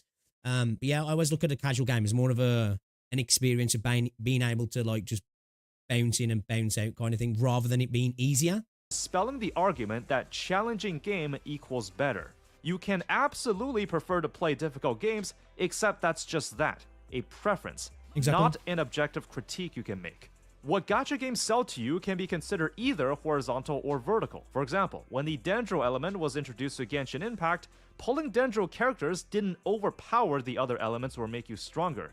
It only gave you more options for player expression. It was just different. Circling back to the topic of signature weapons, in the vast majority of cases, if you pull it, your numbers just get bigger. If you spend money on the game, you absolutely will gain more power. And that's kind of the entire point. A major nuance in the land of gacha games is that games on the far right side of the scale often get a lot of flack accused of being pay to win. After all, if there's minimal player input, and you pay money for an upgrade, you can more easily tell that the money is what got you that advantage. So to tackle the discussion surrounding difficulty in gacha games, I will be splitting the talking points into 3 subsections. Okay. Number 1, what content is Bro does love his categories, doesn't he? difficult? Number 2, what are the consequences of said content being difficult? And number 3, does it even matter that it's difficult? That's totally subjective, isn't he? I think as well, what content is difficult is something that's hard to put down, right? Somebody might be a person who clicks heads on Valorant, right? You're clicking heads, bam, bam, bam, bam. Your aim's insane, your reaction speed's insane. For somebody else, that's incredibly difficult. But then put them on a game like Arknights or Dark Souls, or a game where it's less about reaction and map knowledge and more about understanding, you know, skill sets, characters working together, having a bit more of a methodical way of doing a game, can be considered incredibly difficult by that player, right? So it's hard to even put down what's considered difficult because everybody's got a different version of difficulty, haven't they? We'll start by discussing the nature of gacha games. Mobile games at its core are meant to be casual. In fact, if you wanted to cast a wide net and want the best chances of your game surviving, especially among all the competition these days, it's in your best interest to appeal to a mostly casual audience. And that's exactly what the frontrunners of the gacha space do. When I was playing through Genshin's Nalan storyline, there are certain sections where you can tone down the difficulty, even though I think Genshin's story content is already easy enough. In Reverse 1999, later chapters features a breezy mode, where the level suggestion is eased down, though you just can't claim the full rewards unless you beat it in normal mode. In certain Withering Wave story fights, you literally just get infinite revives. Not exactly difficult if you don't have a lose condition. That obviously doesn't mean that challenging content doesn't exist in the... When did that get added? Probably because I've never died in story content. I didn't even know that was a thing. These games at all. It's just that they're located in their separate late game modes. At times, you can even argue that they're... Is Arknights a casual game? I don't think so, no. I don't know. It depends what you want out the game, right? I think to hop in, maybe, but I think it again, it depends how you play. I think you can enjoy it in a casual sense, but I think if you want to do the more in-depth, more obviously difficult content in the game, no, but then also it depends on the units you've got in the game as well. You know, if you're doing like E0 freaking 4-star runs, then definitely not, because you're going to have to learn a lot about the game, aren't you? So by that very definition, it's not casual in that regard. But I think Arknights is beautiful in that sense that it can be incredibly casual, but definitely not at the same time. I suppose as somebody who's been playing from an E1 state, now don't get me wrong, my account's better now, but from chapter 1 to 7 to 8-ish, my account wasn't where it's at now. Like, it's been the last 2 chapters, really 3 chapters, where it's really stepped up. It didn't feel like a casual experience for me. But obviously, I put myself in an arbitrary challenge situation, so... optional content. Meanwhile, the bulk of other content in the game is fairly casual, such as the main story and events, and can be completed by pretty much anyone without much trouble. So, one approach is to have the core content of the game be approachable by everyone, and leave the challenging stuff as its own content. Agree. Now, that's why I do think it's good when there's difficult stages in story content, and I think more action gacha games, you know, like your Wuwas, your Genshins, your Zenlises, your Enfield, whatever it might be, that's got a mechanical expression, should have an easy and a hard mode as well. So you can experience the story in a bit more of a difficult setting, because I know that does frustrate some people sometimes, but it's a smart it's a smart approach because it allows people to play it like that in a super casual mode who don't want to do the tower or do Wiwa, you know, all that sort of stuff. Seen another design approach to this. Why does it keep showing TR15? Core content of a Bro's trying to mug off Dead End, that's why. gacha game is hard, then I believe it's safe to attribute that the game itself is hard. So that begs the question, what exactly is the core content in a gacha game? What content will every player have to go through, and what content is truly mandatory? After thinking about it for a while, I can only think of one thing: the story. The story in any gacha game is integral to building up its world and characters, given that the very nature of a gacha game is to incentivize you to pull for characters by presenting their backstory. The lore is where the bulk of the legwork is done. There are absolutely a handful of gacha or just have aura farming moments, right? Right? It's peak. Best story ever. games that present difficult story encounters in addition to having an optional challenge mode. Why does it matter? Well, here's why. Difficulty can create memorable moments in a gacha game's story. There are some bizarre moments during a gacha game story campaign where a level or boss fight presents a sudden difficulty spike, forcing you to rethink your strategies or learn certain game mechanics. Think of the Gawain fight in Fate Grand Order, the Frost Nova fight in Arknights, the Dawnbike fight in Limbus Company, the Shark boss from Tribe 9. It's not that these encounters are that fucking Tribe 9 hard, it's that the game doesn't prepare you for these. Everything leading up to these moments have been fairly tame with the difficulty curve, except this one just suddenly went vertical on you. The first time I fought Dawnbike, I thought, wait, is this supposed to be a scripted loss? When the battle is won, the in-game characters all appear battered and bruised, and you're there knowing that you struggled alongside them to achieve victory. Against impossible odds, you came on top. You really triumphed. Given that most gacha game story content is presented in visual novel Pause. We didn't come out on top. We came on top. Okay. Format, you can just watch a replay or walkthrough of these levels instead, but you will not be able to experience the excitement of overcoming these challenges. There can be something that can be said about this kind of approach, as some might argue that the difficulty of any video game should be gradual. Didn't really struggle with Frost Nova. It took me a couple of tries. It wasn't a stage for me where I was like, okay, this is a hard stage. Like for me, it would have been, is it M88 or alright? You know the drone stage, JT83. Just trying to think of a couple of other stage. I did. It took me a couple of tries. That did. A couple added on though was down to the RNG of when she blacks out the tiles, because sometimes that can be a big difference on that stage, right? Yeah. No, that wasn't such a difficult stage for me. Yeah, Patriot as well. There was another stage. Oh, what's that one stage now? I think it might have been in the run up to Frost Nova. You know when you got the drones and they're slow. You know that one. That one I found that took me a couple of tries to beat that one, because that was in a position when I was E1. Obviously I'm E1, but my account was quite different then. You know, like I really didn't have many options, and I remember struggling with that one a little bit. As the game progresses, it slowly gets harder, so this sudden difficulty spike is just not good game design. However, there's also another side to the argument. You can argue that the difficulty spike is refreshing, memorable. These moments hit you like a truck, and that's what makes it stick out. It's a wake-up call to the player. You gotta lock in and actually learn the game mechanics to overcome this major barrier. That's too easy. This is the noob stopper that separates the casuals from the true fans of the game. However, this can also be a delicate point of balance.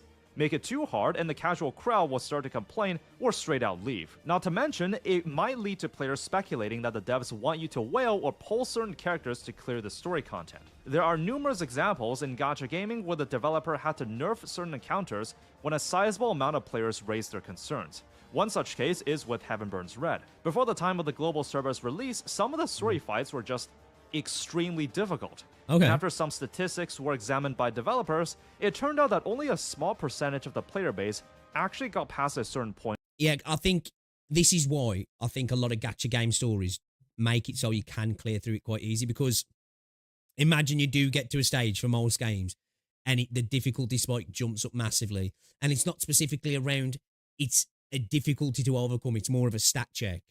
That can turn off a lot of people, right? Because they're like, right, that's it. I've been bottlenecked. I've got a block. I've got a roadblock. I guess I'll stop playing this. It's not like it's a hard end game bit of content, right? Again, Arknights does this. You know, there's some spikes in difficulty, right? Which definitely, if you've got insane characters, can make it a lot easier to overcome. The lesser stat checks stages are more, well, they are the skill checks, aren't they? In the story, this was a problem.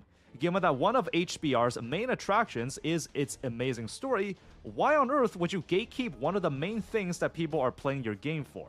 And so, the encounters were nerfed, and naturally, more players started beating it and continued its story. When the game eventually launched globally, I still thought these encounters were fairly difficult, but never enough to cause a major headache. Designing the difficulty in a gacha game's story content has to be done with the utmost care. Unless a game is already known for its difficult content, it's quite a hard ask for a new gacha game to design them this way. We've already taken a look at Tribe 9 and how its overly difficult campaign is arguably one of the factors that led to its downfall. Can you really blame the game for... I think it was more the mismanagement on launch, wasn't it? Lack of advertisement. Maybe that's a factor, right? But yeah, I think the game was just mismanaged off the get-go for me. Simply trying to maintain its financial and creative interests? After all, making $5 doesn't matter if it came from a casual or a hardcore player. It's still profit for you in the end. A reality is that when a game becomes too mainstream, the voice of the casual players hold the majority. You will have to start catering to them to maintain the player base. Unfortunately for the developers, while I'm sure there will be some people that like the challenge, there's no easy fix that will satisfy everyone. Well, unless you count adjustable difficulty sliders, but I guess no one figured that out yet. So, from a business perspective, if they'd had to choose one way to proceed, then it makes sense to make the choice that will satisfy the most players. Due to how much competition is in the gacha game. You still think one of the main things that killed Tribe 9 is that the fan base was mostly on console and the game wasn't there? Fair, yeah, fair. AK's balance around 4-star power level, so I don't think it's ever needed a nerf. No, again, not to... well, I don't give a fuck. I like glazing Arknights, but it comes down to fundamental, well-made core gameplay, right? Core game design, right off the bat, right from its inception, right? And then continuing positive adaptations to that in mechanics, characters, kits, whatever it might be. Obviously, there's some outliers here and there that people are like, you know, but the game is still viable in a multitude of other ways, isn't it? Where I think sometimes not every game it has that. I don't want to say because it's not a quality thing. It's just a philosophy of design, isn't it? You know what I mean? And you can even see, like, say, up to this recent event, you know, the Masses Travels, like the sleeping children. I'm just thinking of that clip of Cookie now going, where are the children? I need children. But that's a cool mechanic, right? It might not be your favorite mechanic, but it's just it changes the way you play the game because you base around waking the kids up, but also putting down units in a different way than what you usually would because you need to then wake up your units as you go. And it's just a totally different way to play the game. And Arknights does a really good job at doing that, which a lot of games struggle to add in combat content, but change it enough that it feels totally different to the core combat as well. And I think a lot of games struggle on that, don't they? Gaming space, if a new blood developer wants the best chance for their game to succeed, the best bet would be to attract the casual player base. If you do try to go for the hardcore route, you're taking a bigger risk as some people might just quit when they encounter a block in the road. If you played Arknights, you've likely gotten stuck on the last training stage for a little bit. TR-15... I did. It's mad, isn't it? Like, I'm not even gassing myself up here because I've struggled on some stages. I didn't struggle on this stage. I remember coming up to this stage, everybody kept going TR-15, TR-15. Dude's going to get checked at TR-15. And we kind of breezed through this stage. I think we cleared it on the third try, right? 15 gives you a preset team Was it two and tries? asks you to beat the stage with them. You literally can't make upgrades or change the lineup. You're just hard stuck here in the story until you beat it. The mobile gaming audience has always been casual. If you ask me, the best bet is to follow what the major players are doing. Separate the core content with the challenge content. You can put it in the game, just make sure it's there for those that want the challenge. This is also the reason that I play Reverse 1999. The story and event content are piss easy, and the endgame is mostly a numbers game to see if you have enough stats or levels. Of course, sometimes you do have to play to an enemy's mechanic, but mostly you can just follow a set rotation and get things done relatively stress-free. Alongside the lack of an RNG gearing system, no weapon banner, and permanently available events and characters, the casual atmosphere and well-presented story just happens to be what I'm looking for as a long-term game. Maybe I don't want to sweat blood and tears every time I log in. I just want to play something relaxing before bed. But hey, if a new hardcore gacha game does come out and manages to sustain itself, I'd be very impressed. We've talked about where difficult content can be located in gacha games and the consequences of them. Although, there is one more question remaining. Why bother making difficult content at all? Aside from story sentiments and bragging rights, there is one more reason that's a bit more sinister. Money. Difficulty can be used as a way to monetize. Right. You may have noticed that in a lot of gacha games, the endgame challenge content is often tailored towards whichever shiny SSR is on raid up. Maybe the enemy lineup just happens to be weak against the class or element of the raid up. Maybe the boss target has a shield that the raid up 5-star has an extremely easy time breaking. You'll notice how your performance is rated often depends on something like the time spent or the number of turns. It's not that if you're talented to beat it. It's why, like I say, I fucking hate timers. Like, it's the most lame way of adding difficulty into a game. That's why when it comes to Wuthering Waves, right, gimme hologram fights or hologram type fight, hologram fight type content. There we go, we got that in the end. All day, right? Because, yeah, man. Because all it is then is it purely is a stat check, right?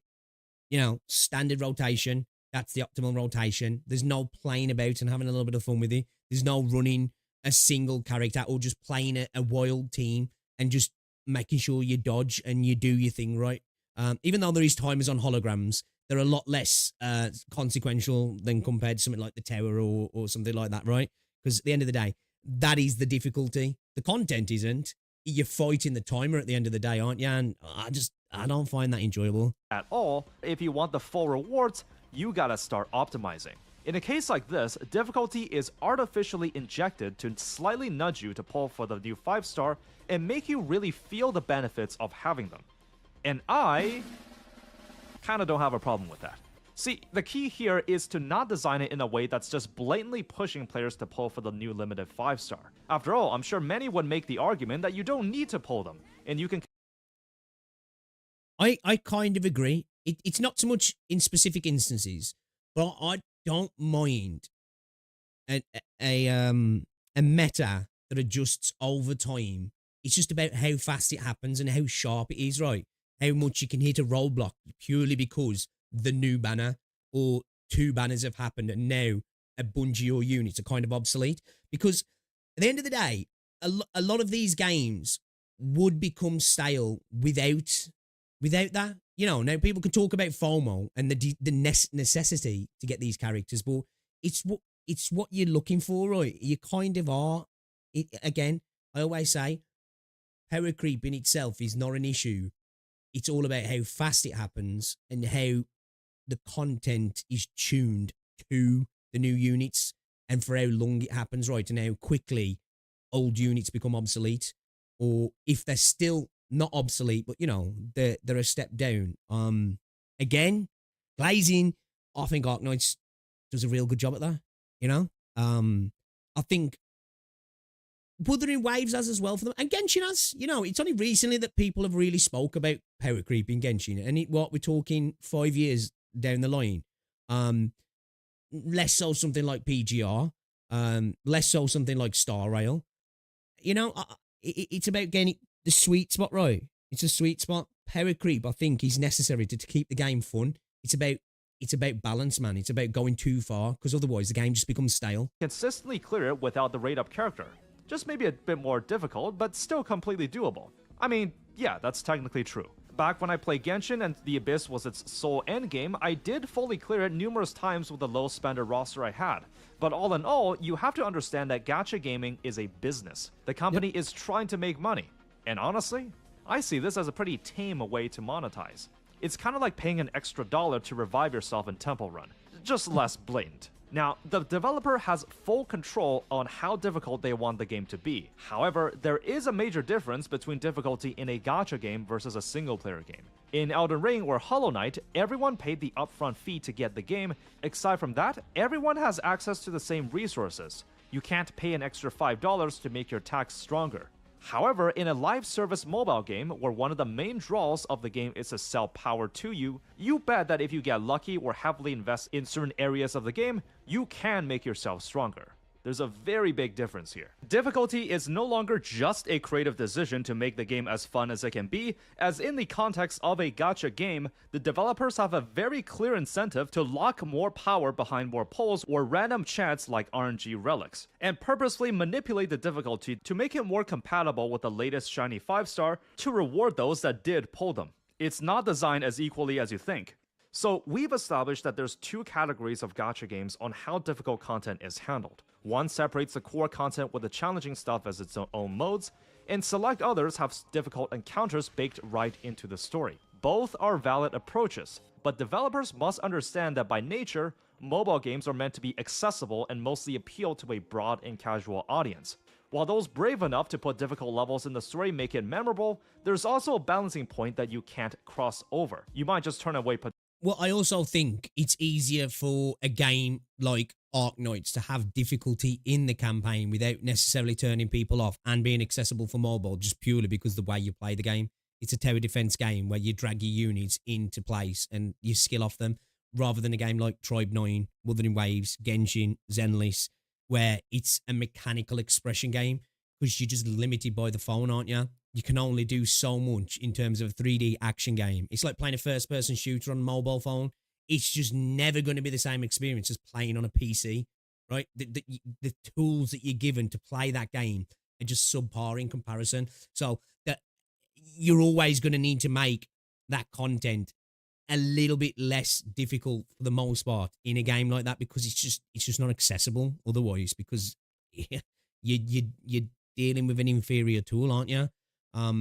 And I think that there's the actual literal design of Arknights gameplay allows for a lot more difficulty to be thrown in without excluding people on phone. Because really, at the end of the day, apart from shit being smaller and maybe having some performance issues, Arknights plays fine on phone, doesn't he?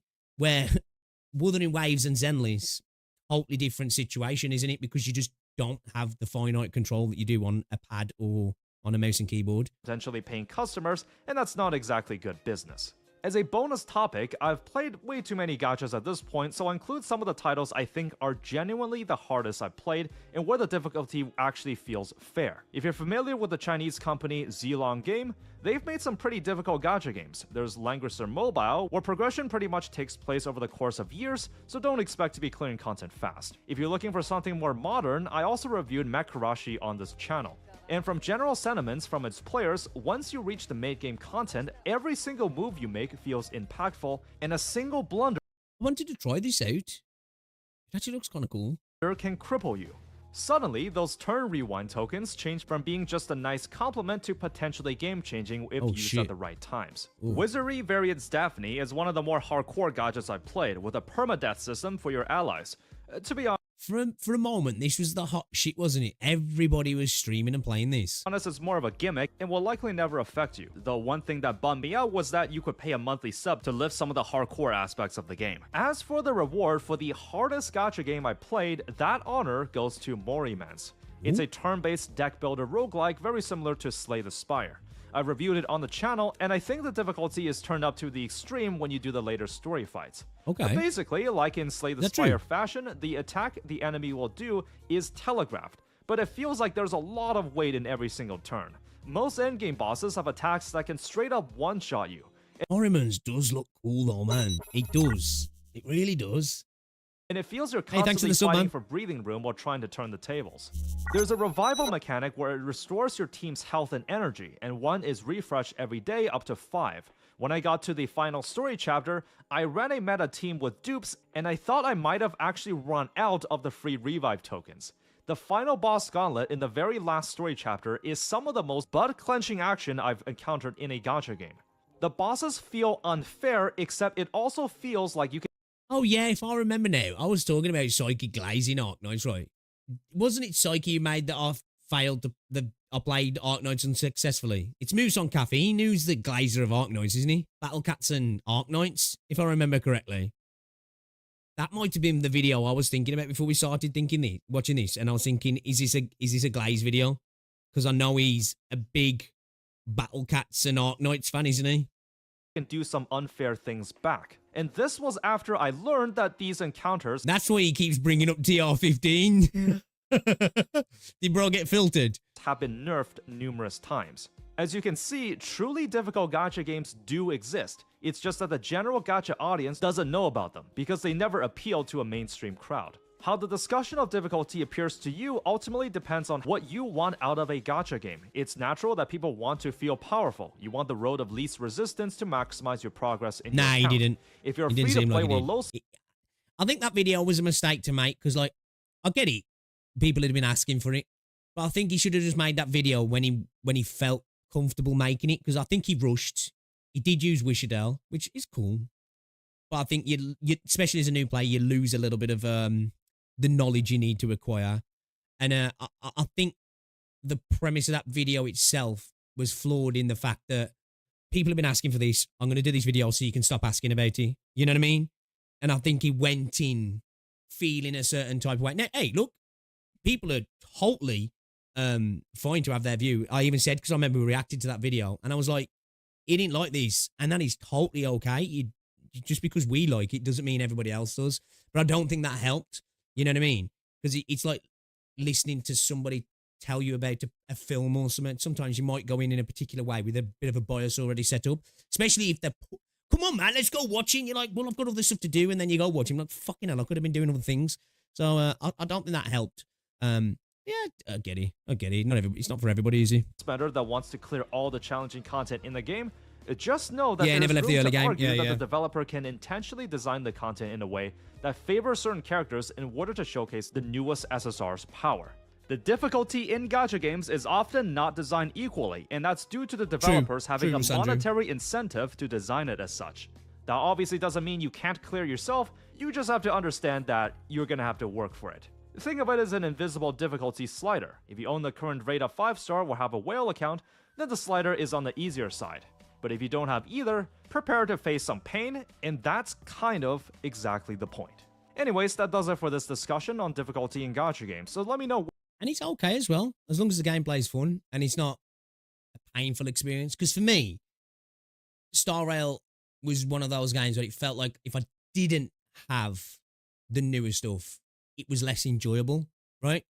Where, say, with Arknights, obviously now I know I've got better units, but not having the optimal setup didn't feel like, it felt more enjoyable actually. I think I fell in love. I think even though people said don't do the E1 thing on your main account, I think doing it made me like Arknights even more. Do you know what I mean? Because it was more difficult off the get-go, and I had to like think about what I was doing even more. And then the game, that's where the game shines. That's exactly where it shines, in my opinion. And obviously everybody gets a different version of fun. Some people like to steamroll content, but like, you know, that for me was where like I was like, ooh, okay. You know, this is where it's at with this game. What you think? You'll lead to anyways. I've heard it all before. Discussions like this, you know what to do. For those that want to go the extra mile, you can support me for what I do for as little as $2 a month on Patreon. Thank you for tuning in as always. Be sure to spend moderate. Bro, power creep the content. Nah, good video. Yeah, fuck off Windows. Again, I like Psyche's content. There's definitely videos where I'm like, I disagree, but that's fine. We all have different opinions on video games, don't we, at the end of the day? But yeah, guys, go check out Psyche, man. In my opinion, dude does make good content. Yeah, there was that, I think it was a Moose on Caffeine video that I was thinking of. I'm not gonna lie. Is this that video that Renegade showed with the X-Astris? You're a filthy E1er, but I tolerate you because you read the story. Thank you. I do need to play Morrimans, actually. I really do. You like Strap Knights. The question is if he's open. What's going on, Leo, as well? I don't know if I said hello to you, bro. Welcome to the stream. Star Rail chokes if you don't pull. That's a feeling. Star Rail to me feels kind of a bit like Destiny. Destiny 2, that when you take a bit of a break, you feel like you're really out the loop. You know what I mean? To the point where I'm like, fuck, this. I feel like I've got a lot of chasing to do just to get back to where I was, let alone catch up. Right? Now, obviously, people who play it more regularly might not agree with that, but that's just how it makes me feel a little bit. So like, because again, I spoke about this before. I never quit Genshin and Star Rail. I started playing Star Rail over Genshin because I started really enjoying Star Rail. And then obviously WoW came. And I never had the... I was never like, right, I'm done with Star Rail. I was always planning to go back, but a couple of weeks turned into a month, and then that turned into 2 months. And then it just felt like, do I really want to now? I feel like I'm behind all the meta. That's how it made me feel. And that's kind of why I just never went back. You know what I mean? And obviously, you know, you know, Star Rail's definitely slipped a little bit in that regard, hasn't it? It's definitely gone. I don't know if downhill's the right word, but you know what I mean. You know what I mean. You know what I mean.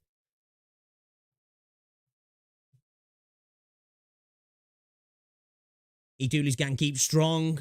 Right. B2 tutorial bar share games easy. No point keep going. It's so easy. that was fucking M-Tash, right? At what point was I hooked by Arknights? Ooh, that's a good question, actually. I think world-wise, I was hooked straight away because I'd watched a bunch of lore videos before I even touched Arknights, right? So I think in terms of the universe, I was invested. And the story, I think straight away, which is, I think probably not everybody's experience, because like even people who love the game are like, yeah, it takes a couple of chapters really to start like, you know, really get going. Straight away, I was like, I'm in it. But in terms of gameplay, I don't know. Quite early on, I'm trying to think of the specific stage that probably hit where I was like, yes, this is it.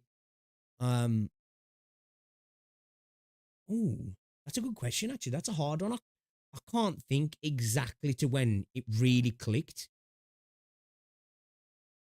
It was early on. It was definitely early on. I don't know, you know. I'm going to have to go back through and look at some of the early stages again to really think, okay, that was it.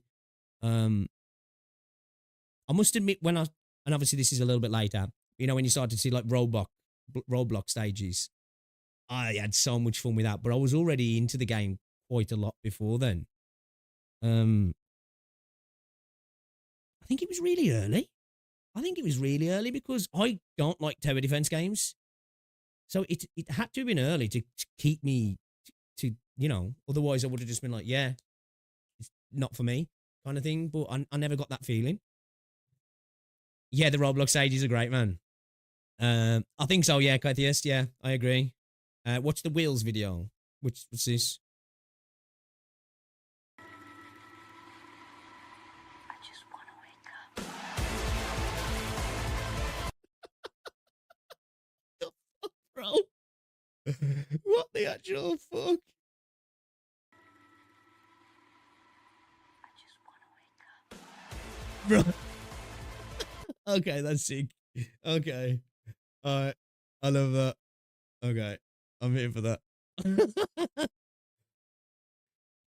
This is your gacha games on that. Is this the one I was thinking of? I think this might be the one I was thinking of, yeah. Hi. Welcome. Yes. This is the one I was thinking of. Let's watch this in chat. We're going to get into the game in a sec, but let's watch this one. Because I think this is a video. Because Moose is a fellow Arknights glazer. And dude absolutely loves Battle Cats as well, right? Which I have never played, but I respect the AK guys. So let's watch this one then, guys. Moose on caffeine. Gacha games don't have enough content, and which ones actually do? I'm gonna say straight off the back, Arknights definitely has enough content, and I'm gonna be that guy again. I know. And a game that maybe doesn't, outside of the story, is Wuthering Waves. Currently, I don't think it has enough content. And I'm not buying that. It's an open world game, so that automatically counts as content. No, I will not take it. But yeah, Arknights, plenty of content. All right, let's get into it then. gacha games that don't have enough content, and which ones actually do. Preemptive like, let's get into it. Welcome back.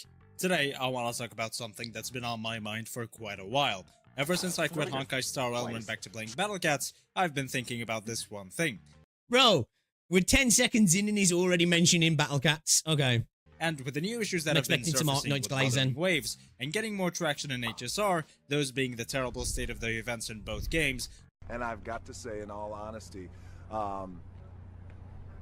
it's the biggest piece of... Was that bad, that mode? Like, that was classed as a combat event, yeah. Basically, vampire survivors in WoW. I guess technically it's combat, but like, come on. I suppose it's definitely a different way to play the game, though. So fair. But what is it? Is it 2.7 that's literally got no combat events? Kind of wild, that is. It's the biggest piece of dog shit. I felt that this was a perfect time to talk about this. The issues, of course, being that events are pretty boring because they don't focus on the combat of the game and are instead silly little minigames that not many players honestly enjoy. Of course, and in my opinion, you know, when they do focus on the combat of the game, it just feels like the same shit. Honestly, I had a problem with a lot of the combat events in Wuthering Waves over time anyway, because a lot of them just felt very samey. There was, what was it? The Infinite, which one was it now? It was called the Infinite something. And you had to build up all the points, you know, when you went through them different areas and then you got to the last fight and like, it'd be a stage where it was like, you know, plunge attacks gave you insane amount of damage stacks. He was doing like 500,000 damage off like characters from just doing plunge attacks and stuff like that. That was fun. The Trials Crisis mode or whatever it was called, brilliant. Depths of Elusive Realm, amazing. And we got 2 of those modes once, right? And then they took away Depths of Elusive Realm. Like, I don't know what the hell Kuro was smoking when they did that. As a gameplay first type of guy, trademark, I am one to want to play the combat in a combat game, and so when I have to instead play Candy Crush with an HSR reskin, I don't have much fun. Combat events in these games, I feel, are mandatory, not I do kind of like little mini games. I'm a fan. Just optional, and they bring a lot of player retention as well. The 2.4 Banners Never Fall event in Wuthering Waves, as well as coincidentally the 2.4 War Dance event in Honkai Star Rail, as well as the old Simulated Universe expansions, all have players spending a very long time on each game, but for some reason, that just stopped. The casual player base usually goes for the same argument against this. Such a good mode, right? And they were just like, seems like everybody likes this. Yeah, let's take it out. In my head, I was like, oh, they're taking it out because they're cooking. But I don't know, man. I think they burnt that shit and threw it in the bin and thought, fuck it. That maybe after a long day, not everyone wants to sweat to get the gacha currency they need. But honestly, if you're having trouble in combat events... Also, they don't take any longer time than minigame events. I mean, the dumb tower defense events Wuthering Waves took like 20 to 30 minutes per. That's another problem for me as well. When they're throwing combat events and people tell you should be happy, and then it's like 6 stages and it's gated over multiple days because they know if they don't gate it, you'll do all of it in like 30 minutes, like the entirety of the event. That's a problem as well for me. Again, a lot of these games just lack replayable content because fundamentally they haven't thought about it in that regard, right? Again, got to glaze Arknights, IS mode, right? That's a game mode, and we saw from the developers that from the ground up, they wanted it to be an extension of the game, to have that replayability factor rather than it just be this throwaway thing that you get and then you never get again kind of thing, and you clock it in a few minutes. This combat event situation is also surprisingly something that does not happen in Zenless Zone Zero, at least not that often, especially with their new... I agree. I think Zenless does combat events really good, in my opinion. I think probably the best out of the action gachas. I'm a little bit biased because I do like ZZZ. Really good. There are of course some minigames, but as long as there's a good balance that I genuinely don't mind. Not every event has to be a combat event, and not every event has to be a minigame event. True. Anyway, what is this situation that's been on my mind? Well, obviously, it's something that stirred back up when the combat event situation came up. It's that gacha games, or at least most gacha games these days, either don't know how to be or don't want to be real games. Really quickly, just for this video, let's define a real game as something you can spend a good amount... Based, bit of a Arknights in the background when we say the word real game. ...of time on... Hey, Ducklord. It's true. It's true. I haven't played it in a month. I do really like it though. On every day, let's say I'm an Arknights, hour man. or two, without actually running out of content to do, like you would eventually in most gacha games these days. There must almost always be a stage to complete and rewards to collect, or at the very least, the amount of content must take a really long time to fully complete, even as a veteran player. In most gacha games these days, running out of content is very easy. It's so easy, in fact, that just a week after every major update, your daily gameplay will just be 10 minutes of farming, then A week? Man, it's not even that. 5 to 10 minutes of doing an event, depending on what the current event is. Of course, this does include games like Zenless Zone Zero that do still have. Then you get all the players who are like, you're not supposed to want to play it more than that. You log in, do your dailies and log off. Go touch grass, bro. And then this is coming from like streamers sometimes who stream 12 hours a day. It's like, alright, bro. Alright, bro.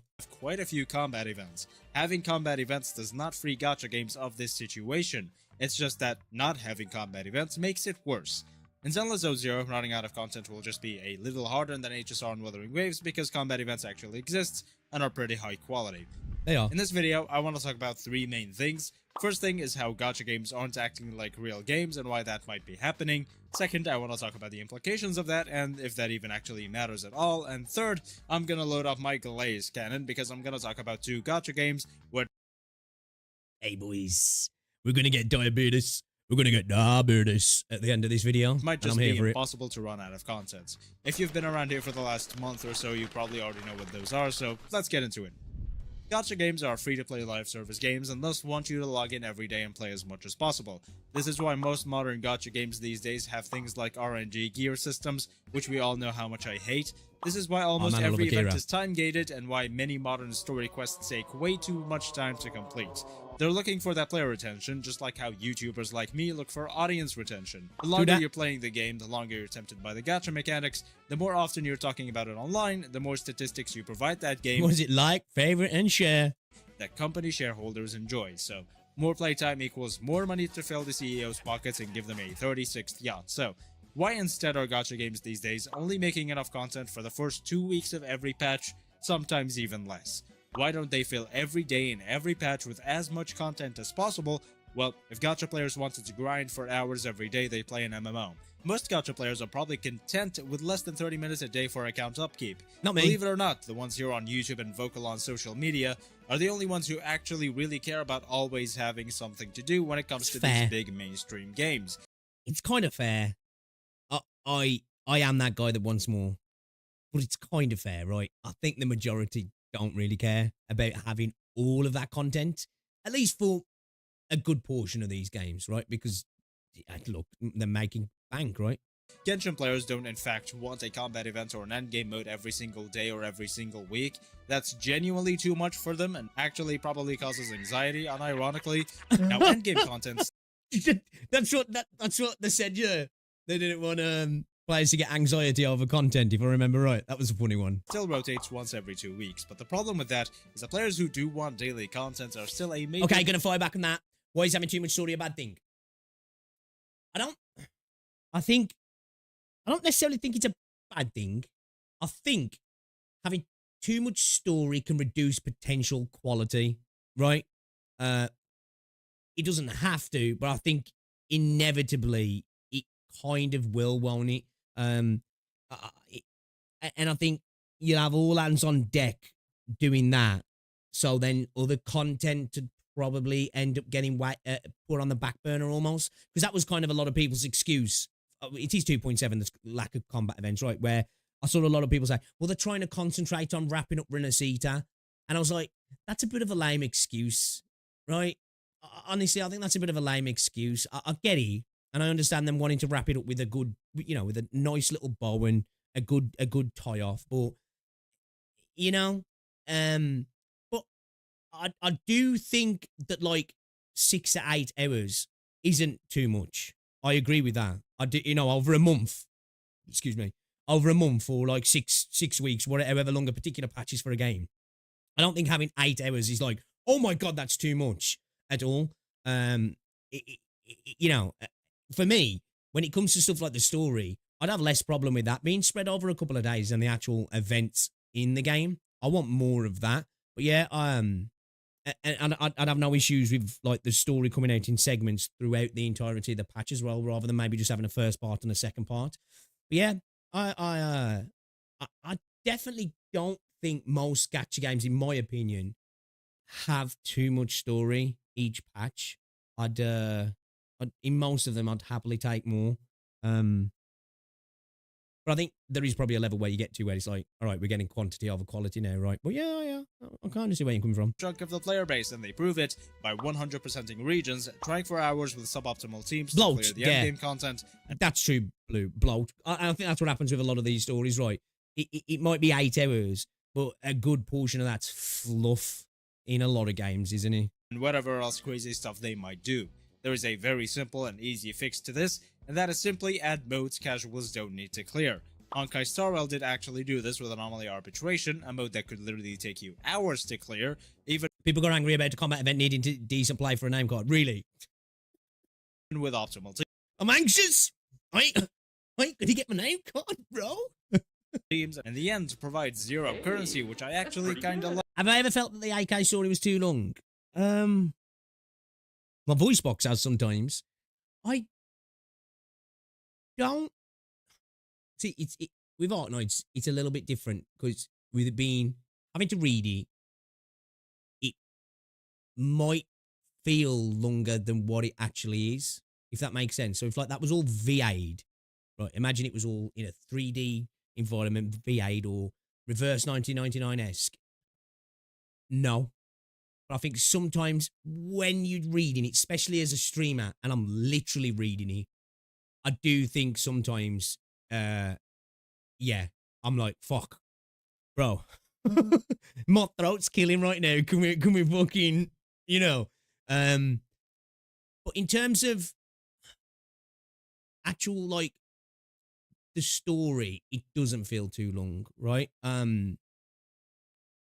At least for me, I haven't really had major pacing issues. Maybe sometimes on some of the chapters wrapping up, it felt like, all right, we maybe could have done this a little bit more succinctly. But I haven't felt like, in terms of how I'm enjoying it, feels too long, if that makes sense. But just my throat, like, you know, when I was having that couple of weeks of having that my sore throat, yeah. I'm not going to lie. Some chapters I was like, fuck, man, can we wrap this up? Because my throat is killing. It's absolutely killing. Like, even though the mode itself is still pretty bad because the devs don't actually know how to make a proper game mode without artificial difficulty, still though, if it was an actually decent mode, it would have been a massive step forward for this type of issue. If it's even an issue at all, which we'll be discussing later on, of course. The long and short of this section is that these games aren't looking for a portion of the player base to play for hours every day, they're looking for the entire player base to play for at least 20 or so minutes a day. 10,000 players logging on for 3 hours a day brings so much less overall. Saying that though, Chapter 8 was pretty chunky, right? Is Chapter 8's like word count like 70 odd thousand, 80,000 or something like that? It is Chapter 8, right? I'm pretty sure, isn't it like double what Chapter 9 was? Again, if you're just reading that, no problem. If you're literally reading it out to people, again, yeah, my throat was crying to finish streams some days. I'd finish a stream and I'd be like, oh my God, my throat was fucked. But that was mainly due to having a sore throat anyway. Revenue than 200,000 players logging on for 20 minutes each. Plus, players who log on less are more incentivized to spend since they probably have much less resources. Another separate point is that a company like HoYoverse is probably relying on brand loyalty a lot. 14 is pretty close. And of course, HoYo players are very, very loyal to their brand. Say anything negative about the billion-dollar company and now you're instantly an enemy of the state. They want you to play all of their games, so 30 minutes a day on each game is probably more than enough for them, although this still doesn't explain why Kuro is doing this with Wuthering Waves, since probably less than 20% of Wuthering Waves players actually... Well, we know why Kuro's doing it. Kuro players, or Wuthering Waves players, don't want to hear this. It's because they look at what Genshin does, and they go, we'll do that, and we'll tweak it slightly. It just is, right? That's what they do. So that's why they're doing it, because then they see how much money Hoyo makes, and I don't care what anybody says, a lot of their business model is based on, let's do what Kuro do, but let's try and do it a little bit better. Let's try and make it a little bit cheaper, and let's try and make our game a little bit better. Obviously, that's subjective, so that's why Kuro do it. Actually play their other game, Punishing Grey Raven, while I would wager closer to 40 to 50% of Genshin, HSR, and ZZZ players actually play other Hoyo games. Also, to be completely fair, I don't think Wuthering Waves ever could become a game where there is always content available to do. They could pump out like 4 more modes in the next year or so, but not only do I doubt them actually doing that, but at this point I don't. Depths of Elusive Realm, you know, bring back that Trolls Crisis mode, you know, the modules, the mode can stay, just readjust the enemies, readjust the modules, boom, you're good to go. See them making those modes their own thing, and instead they'll probably make them rotate with every other endgame mode and add gacha currency to the rewards, thus restarting the cycle of worrying about the casual player base. I think Kuro has seen how successful Whimsical Wanks Absolute is Cinema, and how a much more hardcore game like Punishing Grey Raven is currently performing compared to every other mainstream gacha game, and is becoming more like them. They're not copying the entire company philosophy, I hope, but I do think they're implementing the same casual player-friendly ideas Hoyo always does. So, is this even an issue at all? Do we have to worry about this? Well, probably not. I don't think there is anything wrong with this, even as somebody who wants as much gameplay as possible. I do also see the bigger picture. This isn't about the combat events, by the way. I still think that is a pretty big issue in WoW and HSR that needs to be fixed, because as much as casuals bring money, hardcore players also bring a lot of it, and even casuals have a bunch of... For me, again, having more events, combat events, I don't even see that as hardcore thing that don't even have to be like difficult, right? Every event doesn't have to be equivalent to end game content for it to be a combat event. I get it. You got to tune it to a degree because obviously you're gonna have like a lot of people with advanced accounts, but it doesn't have to be difficult at all. Like a lack of combat events in a combat game is a problem, and I don't even see it as well. They don't necessarily have to fill that. They do. Do you know what I mean? They literally do. You can't have patches in a combat-based game where there's no combat events. That's just asinine, if you ask me. Like it's literally asinine. You can't say, well, we've got to wrap up to the story. It's like, okay, bro, okay, cool. Well, I want some combat events, right? Yeah, man, yeah. Free time they might want to kill sometimes. But like we said, a game like ZZZ has been having really good events, but I also put it in the same category as the other games, being something you spend like 30 minutes on every day for most of the patch, then less than 10 the rest of the patch. I don't see anything actually wrong with this formula business-wise. I mean, it's clearly working. So if you're a Wuthering Waves player who wants more content, I genuinely would just recommend you play something like Punishing Grey Raven and Zenless Zone Zero, or wait for Arknights Endfield. Yeah, I think that's why it's good having a couple of games to play. If they're not gacha, you've got other games to play as well. Because if you do just play one gacha game, you're going to obviously want more content. And for a lot of games, you're just not going to get it. So the obvious thing is to play more games. I don't think the answer is just to go, well, that's how it should be. Because I don't think that's how it should be a lot of the time. But that being said, if you do play with her, yeah, probably our best to go play a bit of Genshin, play a bit of Zenless, play a bit of PGR, obviously Enfield when it comes out. Not everything is going to be like Arknights where you can play the game for 5 or 6 hours in a day and you've got a shit ton of content and you could still keep playing if you wanted to. And if you want more Wuthering Waves content, then honestly that's too bad, unless the devs change something if the players complain enough, which I totally encourage you to do, by the way. I've always said complain and criticize as much as possible, and if anybody tries to stop you and tells you you're negative, they're not your boss. If WoW's devs do add more content, I think it'll be great, and if they don't, well, it's not like they're gonna fail. In fact, Wuthering Waves players who are looking for more content will probably jump ship to the new games coming out like Enfield and Duet Night Abyss, who I assure you will probably have an insane amount of content for a very long time. So, in conclusion, there is nothing wrong with these games being side games if you're a person who can enjoy. It will be interesting to see how Duet Night Abyss does handle content post-launch, won't it?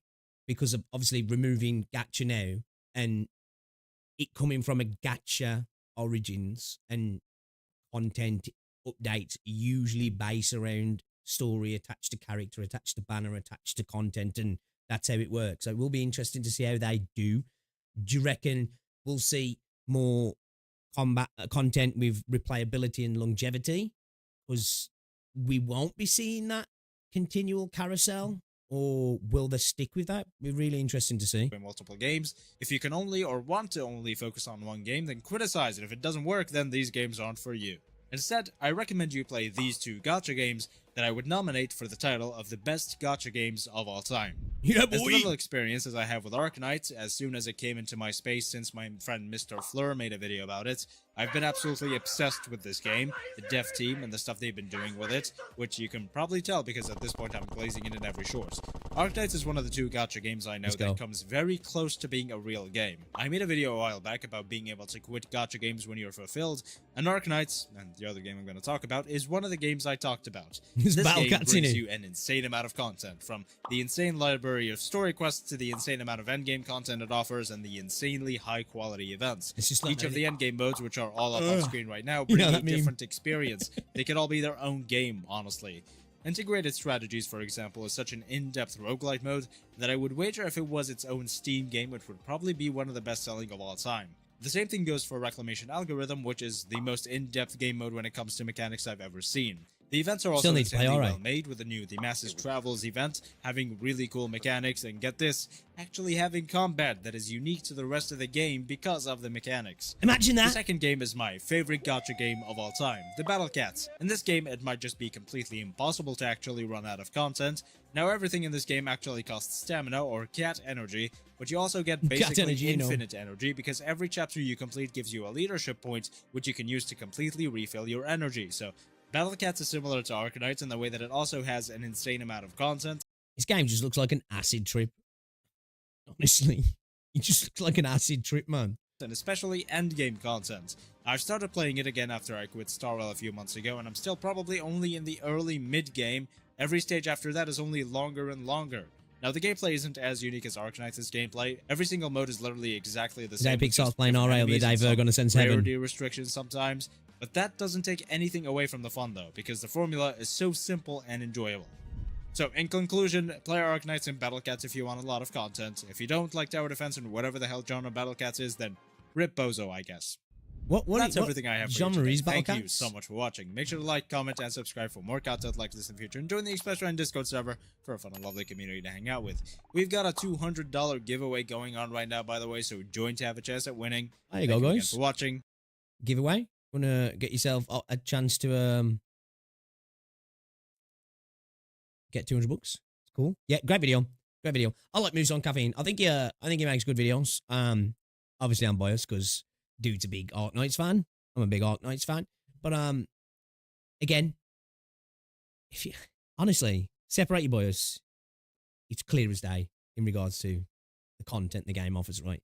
There's just not really much that competes, if anything, in this space, right? If anything, quality, quantity, diversity, variety, difficulty, mechanics, you know, it's got it all. It's got it all. Ease of adoption, easy, you know, casualness, hardcore elements. It's all encompassing in a sense. And then again, there's not many games in this space that offer all that. Like, there's games that shine in lots of areas, right? There's loads of games that are like really good at what they do in specific areas, but like Arknights, it's like an all-encompassing title. So there you go, guys. Get your blood sugar checked, because that amount of glaze is gonna give you the diabetes. You got diabetes after that. So yeah, guys, go check out Moose on Caffeine. Great video. Great video. Go show some love. Go show some love. Man, this stream has turned into a bit of a react stream, hasn't it? It's alright, we ain't done one for a while, have we, actually?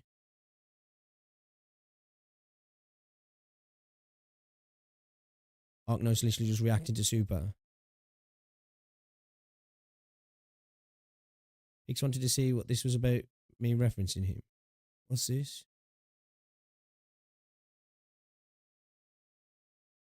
Only two have never benefited from a hand. The first one is one of the most powerful casters in the lore, wielding art so strong she's able to reanimate the dead, and the other one is just a musician. Guess which one fits this spot? Ebenholz and Mystic Casters have always been a mystery. Unless you're gifted with a rooting power so strong you're on par with Ethan, you need to get the fuck out of my face. Seriously, what's the point of Ebenholz? Boss killing? Oh yeah. Was this a timestamp? The real video starts at 29:30. What? Hold up. What am I missing here? Wielding art so strong she's able to reanimate the dead. And the other one is just a musician. Guess which one fits this spot? Ebenholz and Mystic Casters have always been a mystery. Unless you're gifted with a rooting power so strong you're on par with Ethan, you need to get the fuck out of my face. Seriously, what's the point of Ebenholz? Boss killing?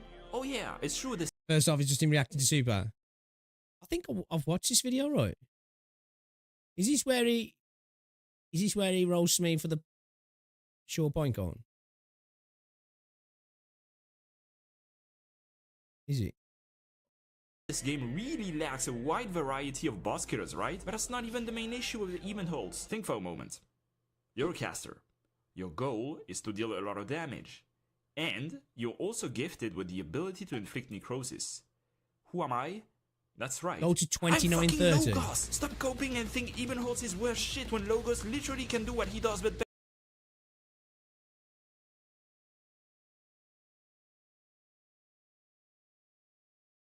Yeah, I've watched this video.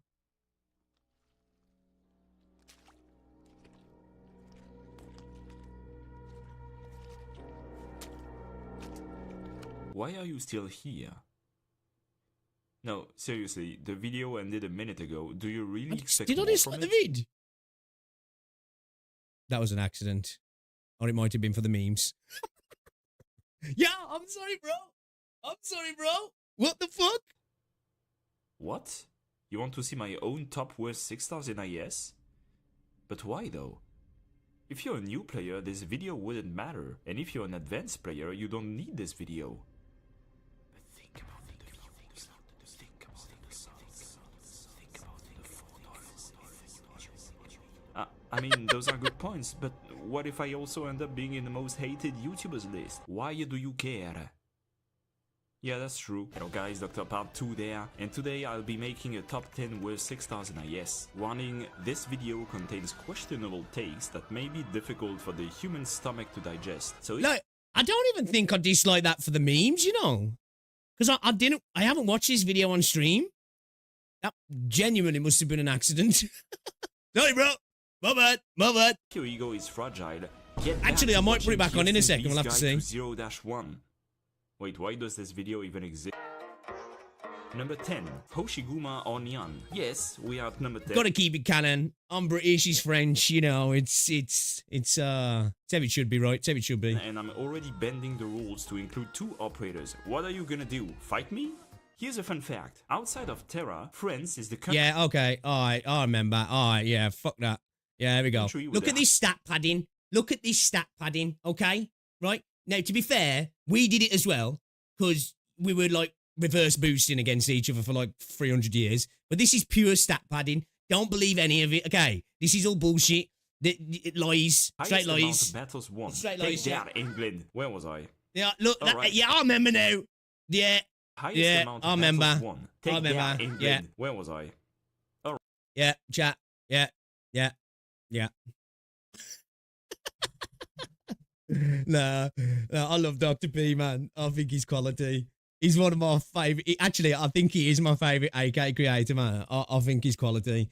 Nothing but love, man. Nothing but love. I remember now. Stat pad, man. A French, man. There's a stat padding. You know, he should have put a tally up there of how many times that flag's been waved. The white flag, I mean. Because would have definitely been number 1. Alright, I think that's enough for today. Yeah, chat. Should we get into some gaming? Because we're stalling. We're stalling, boys. We're stalling, boys. All right, let's do it.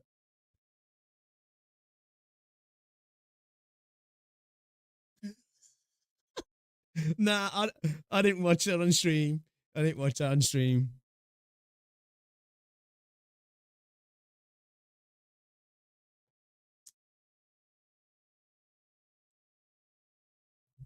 Got to bring up the KD. I know, right? Yeah, right. Yeah, Knucklehead. America shit. Yo, man, America fucking went hard. Fucking, you're only like what, 200 years old and then third on the list. Us and the French have been at this shit for fucking 1,000 years. Ascalon forced me to take this bodyguard gig. Pick your job off the ground, Doctor. You'll be seeing a lot more of me for a while. Oh. Fucked up, boys. We fucked up. We fucked up, boys.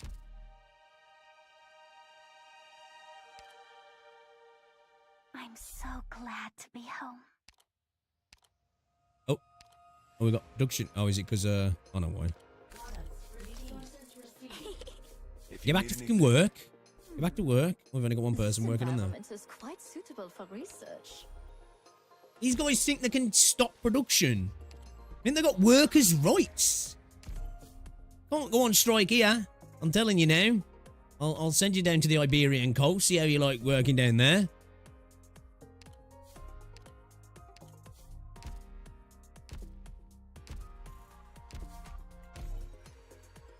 No need to turn your head. I will keep my. Oh shit! I'm on the wrong scene. My bad. My bad. My bad. My bad. My bad. My bad. My bad. Apologies. Apologies. Apologies. Apologies. Apologies.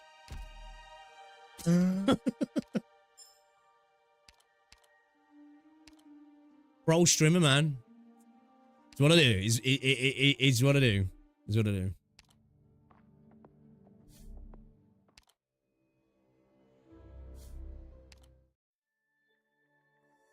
Right, what it writes, right? Check out Phantom's French voice. Is it good?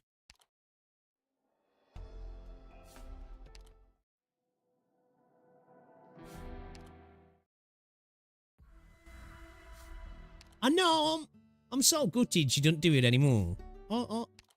It was a, you know, for me, it was definitely a feature, not a bug. Sad times, chat. Sad times. Oh, mate. Alright, should we do our cheeky free pull? Oh, here Come on, you then. are. Your cheeky free pull. Come on. Come on. My free pulls have been terrible. Absolutely terrible. The amount of white pulls I've got out of this is just painful. So I'm due something here. I'm due something. And I'm leaving with something. So hook me up, man. Give me something good. Most of these have been off stream, so maybe I can get a little bit of streamer luck here. Come on. Give me something good. Because if I see another white bag, I'm going to crash out. Ooh, it's... Okay. I'll take it.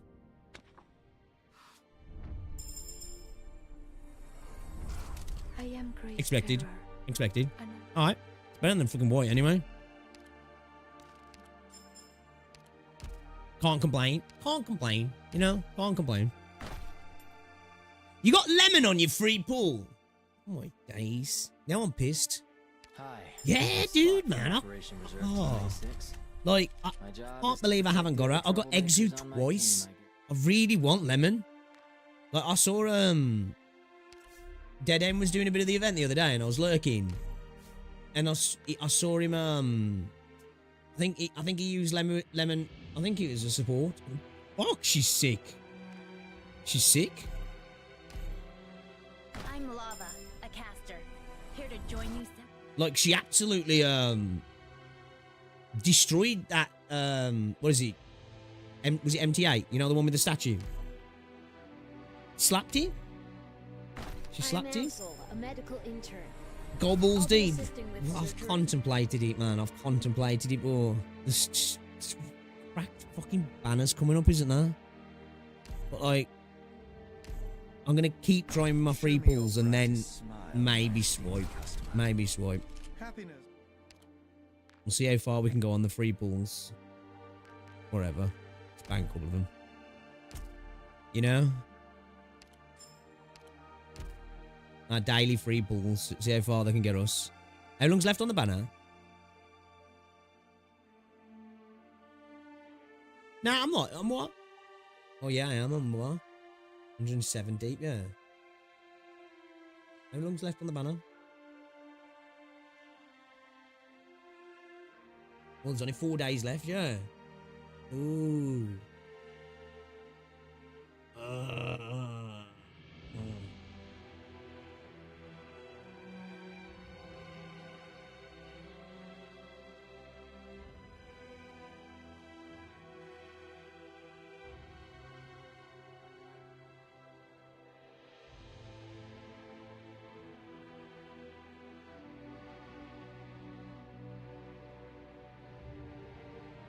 Oh, fuck it. Peer pressure.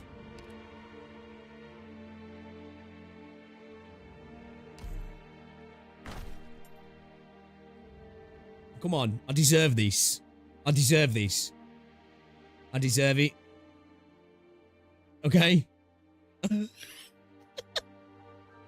I deserve this.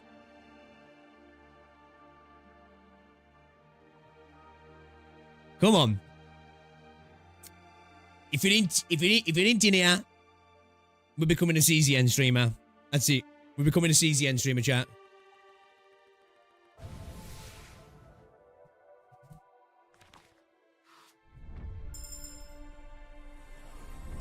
I'm scavenger. Leave the dirty work to me. Just pay me like my other employers, and we'll be good. Fucking blue. Blue. Oh my god. We're scammed. It's a scam. Chat, it's a scam. Game's a scam. Look at that for a dog shit temple, bro. What the fuck?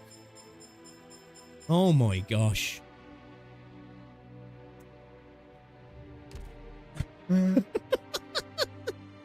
Shit.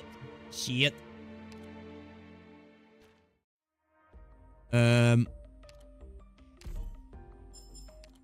Who's good coming in the certificate store?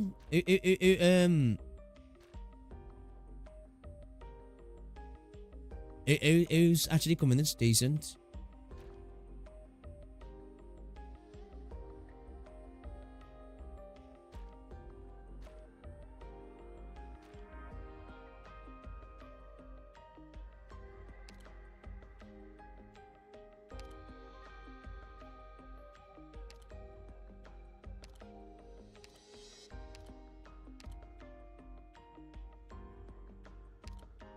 I don't have to buy the,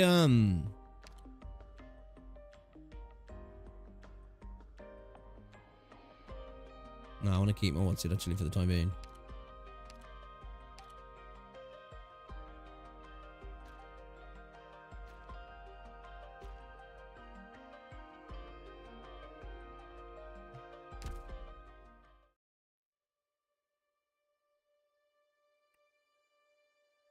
Son of a bitch.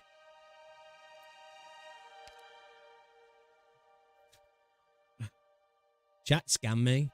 Blame chat, I do. Peer pressure, man. I'm a weak man. I'm a weak man. I blame chat. They abused my weakness, took advantage of me, scammed me. Yeah. Have you got a what's it on this? Defense artillery. Oh fuck. Oh shit, this looks a bit of a bitch.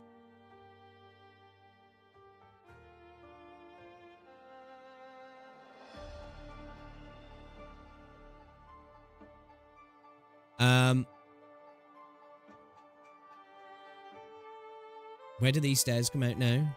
Is it this one or this one?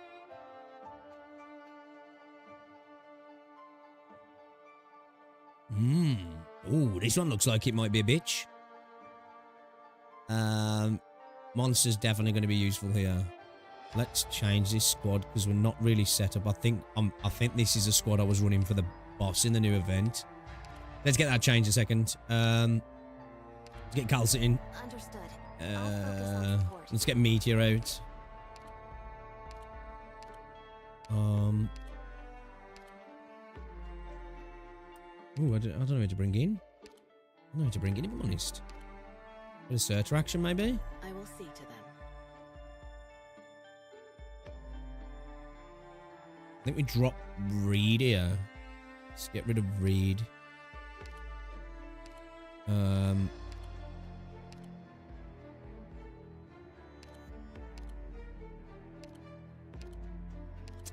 Ooh. I'm not too sure how to run it, I'm not gonna lie. We go with like a bit of blaze action? It'd be fun to use a bit of blaze. I ain't really got much use out of her. Yeah, you know what?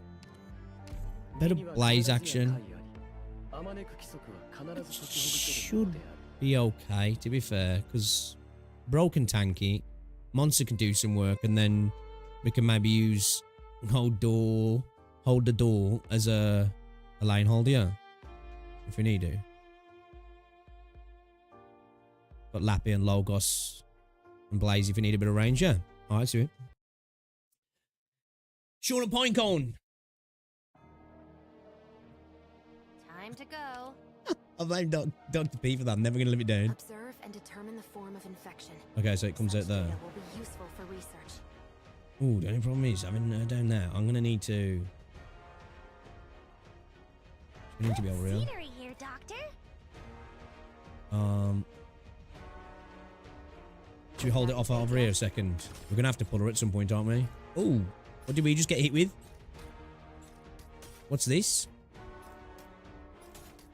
I know what you think that hides your fear. Deals hard damage. Oh, fuck, it's chain casters.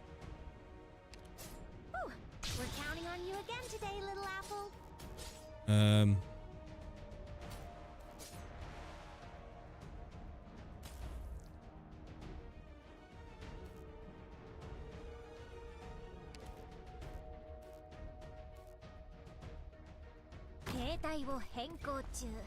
Not a bad position. Okay. Alright. We need to get Cal sitting, man. We need to get Cal sitting.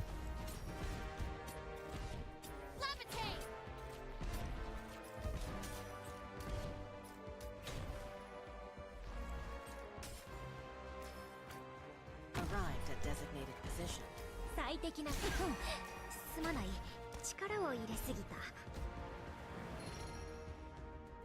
It's his... Yeah, he's blocks through, yeah. Shit, we're in the range there. What's the No, situation? we're not. You can run, but you can't hide. Okay. Ooh, I have to get serious now. Alright. Fighting melee caster with melee caster. Yeah, it's what we do. It's what we do. It's what we do. It's what we do.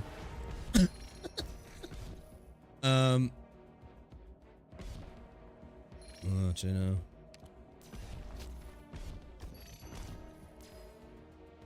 Oh, yeah, that's not the best way to run that, really.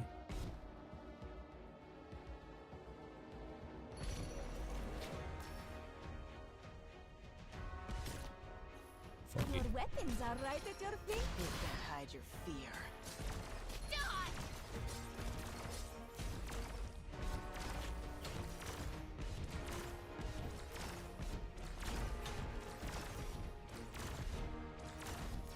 Levitate! This show has been fun. I knew who you were. It's not really the move, but I have to get serious now. we'll have to see if we can make it work. It's going to be painful in a minute, but we'll see how far we can go. We'll see how far we can go with it.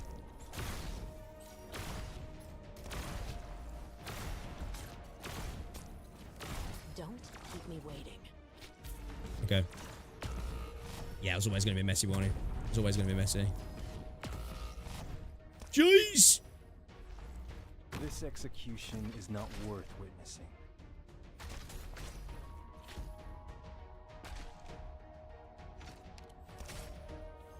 Concentrate.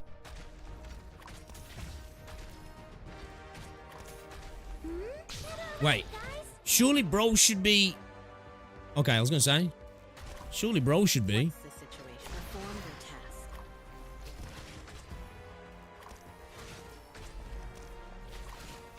No, ain't no way. He wasn't the highest block there. Ain't no way, bro. 精神に変えろ。少しチクッとするかもしれない。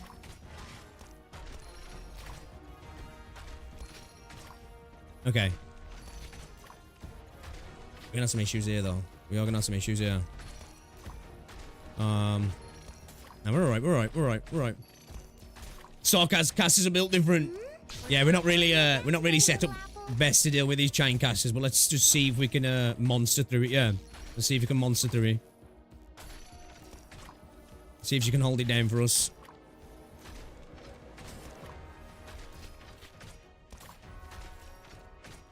Oh, these dudes are causing some issues here, aren't they?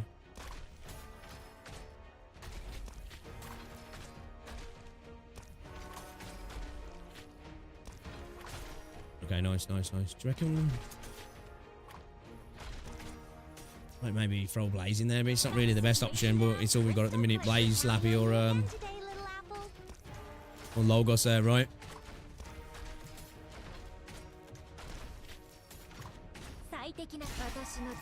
Bit of Pinecone actually might have been alright. Some Inception type shit here. Monster is healing, Cal. Healing monster.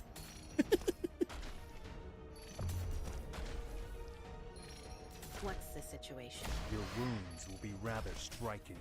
What's Right, let's see if we can quickly deal with him. Right, now we get the heals. Oh, I didn't realise he was the last one. My bad. I was too busy waiting for that kill shot. Alright.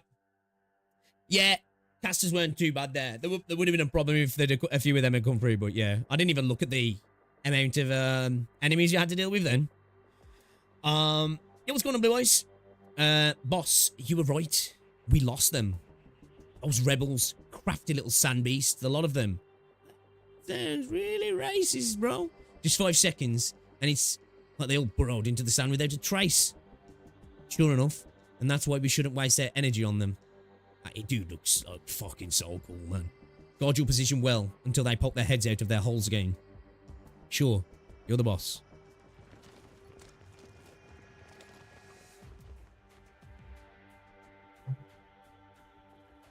Looks like you find yourself a bunch of loyal subordinates, boss. They think it'll pay dividends. It's good for morale. I trust you too. I can tell. Far more than what a mercenary should afford another mercenary.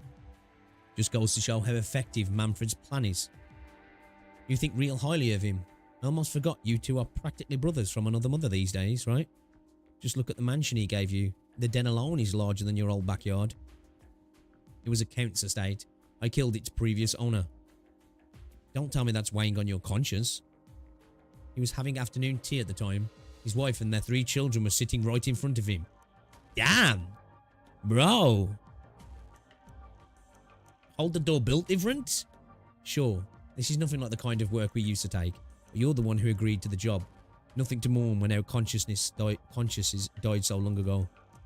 Then let's not ask these questions. Whatever it is you want to know, just take a look for yourself. Not like you don't know already. Is you being under a lot of stress supposed to somehow make me feel better? Whatever. Let's talk about something else. It's not the time for us to find comfort in each other. I'm here because I have some advice for you. Pay attention to what's under your feet. Who's this? Is this Ascalon? You mean mercenaries aren't all that trustworthy? If you don't pay attention to the shadows when you walk, your efforts might just be all for naught. Is that all you came here for? No, that's not all. What I really wanted to say is, after drifting around for so long, she's on the road.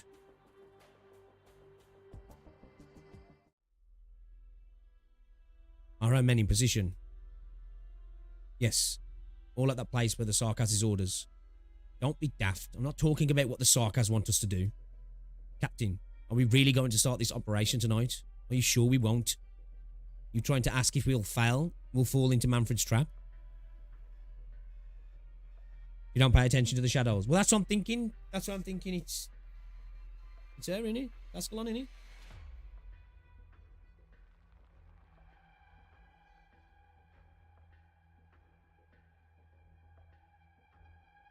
Was she talking about W then as well? Was she talking about Inez?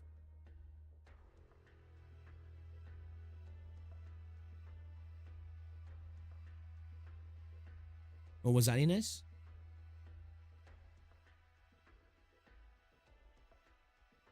Actually, was it Inez? Was she talking about Ascalon? Oh, I'm confused myself now.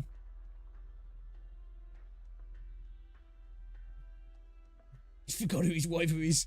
Do you think I'm so stupid that I can't tell what he's trying to do? No, of course not. I wouldn't dare to.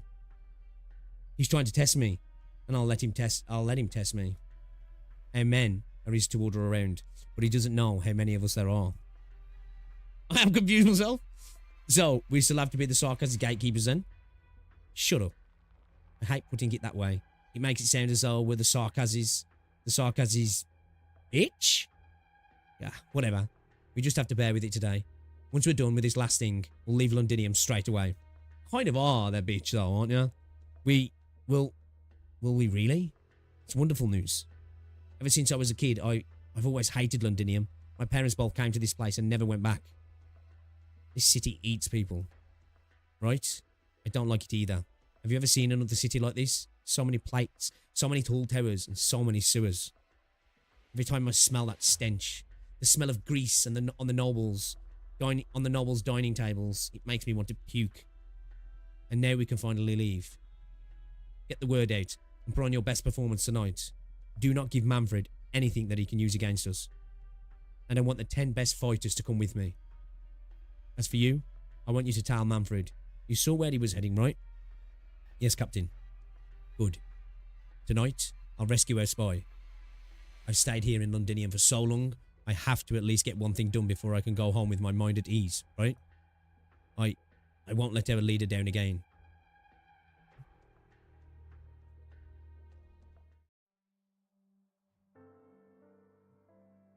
Hun, you're back. But did she though, Leo? Nah, it was Lightning McQueen, you know. I am. Where's Robin? The team got back a while ago. Good. Did they find any medicine? Let me check on Sally. There's no need. What are you talking about? Do you mean Sally? I still have to see him. Sally? Victoria's lost another fine soldier. A little girl has lost her father. How many more must we lose before we finally see the end of this tragedy? Hey, yo, guys, as well, quick interception. If you haven't already, drop a like on the stream. Drop a like on the stream, chat. It's much appreciated. Let's see if we can get to 50 likes on the stream. It'd be awesome. What's Sally's girl's name again? Was it Erin? Lisa? If memory serves, his family lived in County Ascarat. Like, pack up his belongings, please. Once the war is over, we'll pay his family a visit. But he didn't leave anything behind. Nothing at all? No, like at the very least, he left a story. We have to go on this journey still. His daughter will want to hear his story. I will tell her that. Even in her darkest hour, her father never gave in to suffering. Right, I'll come with you. On, once the war is over. Also, I have a message for you from Sally. What did he say? He said, sorry, Lieutenant. She must live on. He apologized to me? He did. And I understood him. We all did. As soldiers, I made the hair stand up on the back of my neck a little bit then. We all considered that we could die out there somewhere one day. But after we saw all that, Sally, and all of us understood what's far scarier. Take a look at the state of Londinium. It's our home, but it's become a prison. Is dying an honourable death too much to ask for? It shouldn't be. Indeed, that's the truth now. We all know that well, but we want to keep marching down this road because you gave us hope. Horn, you didn't have to carry all our hopes on your back. It's too much for one person.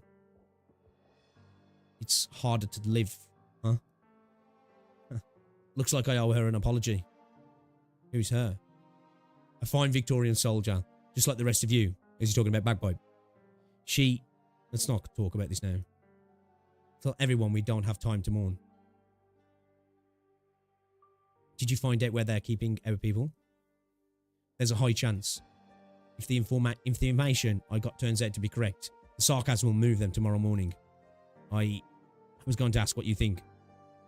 You don't have to ask. Just give us the order. Very well then. We will begin as soon as the sun sets.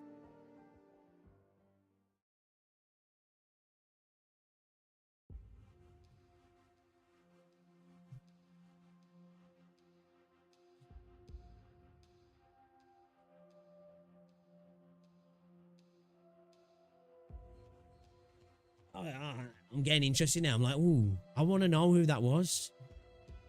I've marked the most probable locations on the map. Any thoughts? There are 8 spots. Even with their operators, it'll be hard to check all these places in 2 days. Unfortunately, all 8 fulfill the requirements of a temporary prison. There are no settlements near any of them, which means that it's difficult for news to get in and out.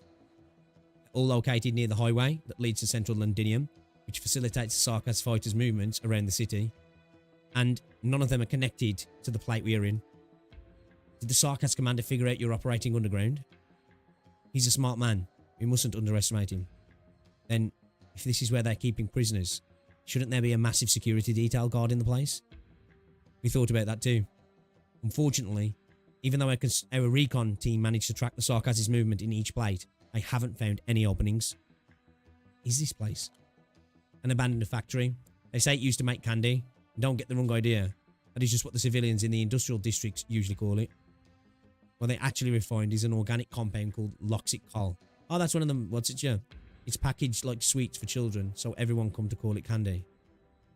Candy factory? Sounds familiar. Make this our top priority in the search. Doctor, may I know why? We may know who owns it. Ah, of course, you mean Mr. Thomas. Mr. Thomas has been working with the Sarkaz, right? He said he saw the Sarkaz using his factories for some shady business, and he was almost silenced because of it. Not to mention, he has some information that Dublin wanted too. All the factions opposing the Sarkaz want it. Alright then. Tell Feist that his factory is our prime objective. Armo, keep working on the move. We will keep that option open to us too. Commander. What is it, Lawrence? The recon team is back. They ran into some Sarkaz mercenaries above ground. Casualties? 4 injured and 1 captured. Sorry everyone. The meeting ends here. I need to take a look.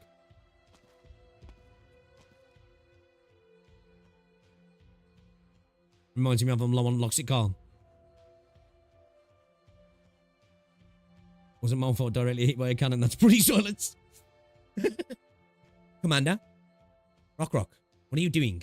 We just got our wounds bandaged. No, I have something I must tell the commander. Did you find her? Yes, we got news from Lady Golding. She's still at the school in the Northern Residential District. And she's safe. They were ambushed by the Sarkaz during a social gathering 2 days ago. And the messenger lady was taken prisoner. Wait a moment, please. Is the messenger you are referring to the one who requested you rendezvous with the Rhodes Island? The lady who helped us get into Victoria. She gathered lots of information on Victoria. Calcit's old friend. Right, that's her. Amia, Doctor, our rescue operation has moved up. It's been moved up. She's very important to the Self-Salvation Corps. She holds a lot of information, and this might even affect our evacuation operation. Yes, I understand. She's irreplaceable to Rhodes Island too. This will be our first joint operation. Good. I have faith that Rhodes Island will help us rescue our imprisoned messenger from the Sarkaz. Our strongest warrior, our most important ally, and our most trusted friend, Lady Heidi Thompson.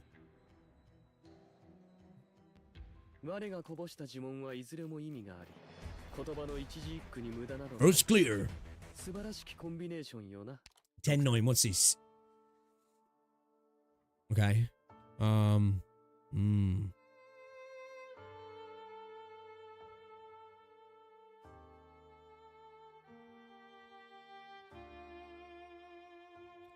is he gonna be a bitch, you know? Because unless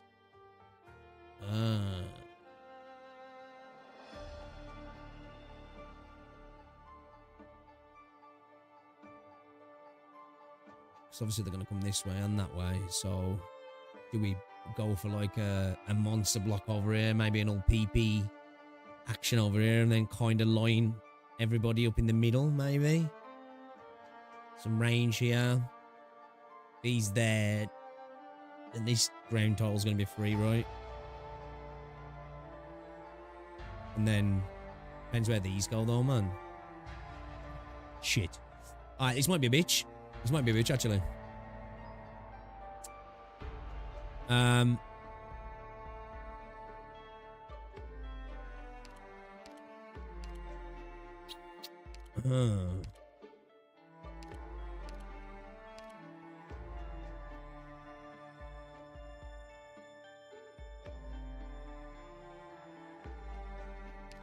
I'm bring a lap in, man. Let's see how it goes first. Let's see what, I'm assuming we're probably going to have Chaimcasters, so we're probably going to have to switch this up.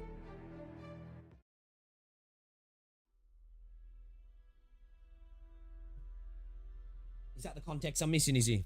Walking the dust. We need to use his BP on stream is crazy. We do need to go through that.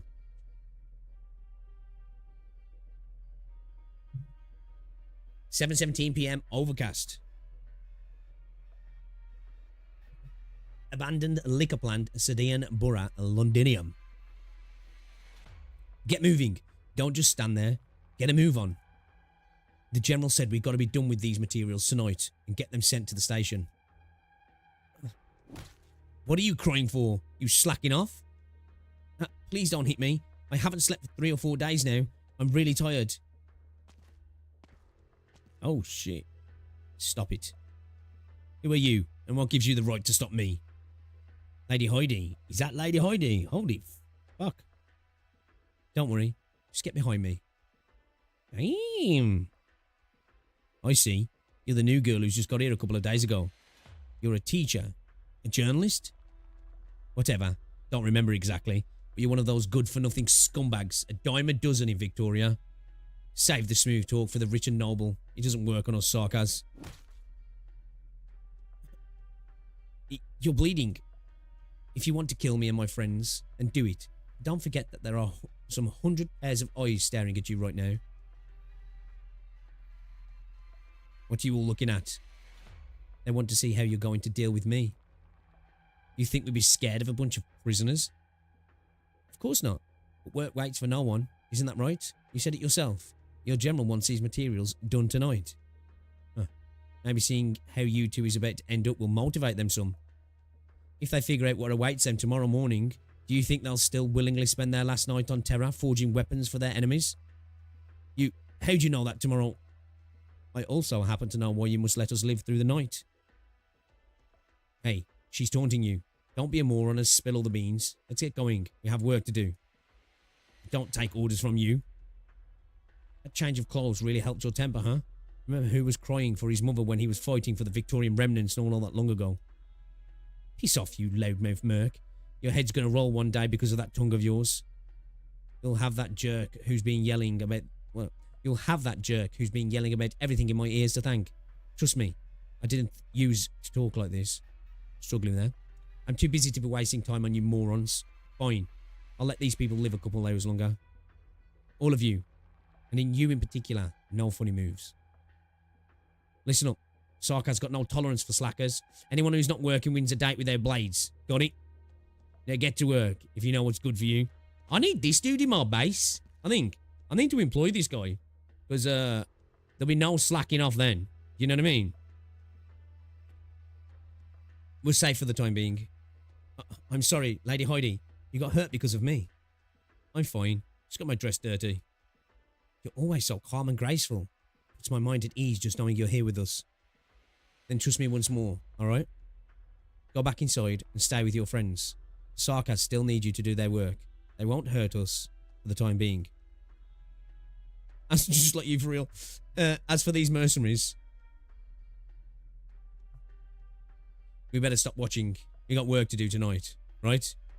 But, come on, no buts. We'll dare a top just to come and do whatever the soldiers say. Okay, stop staring at the wall. This place is the farthest from the entrance. Not even a bug could fly in here. Look, here. See how sturdy it is? Let's go. I ain't red walking in the dust. I need to. I guess I am missing a little bit of context now.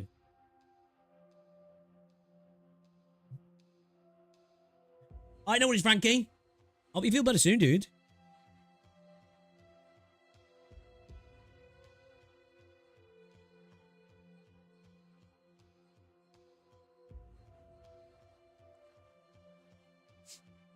Jeez.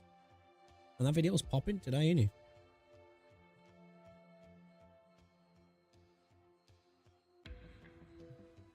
You locked down away 24/7. I don't think you need him in the base.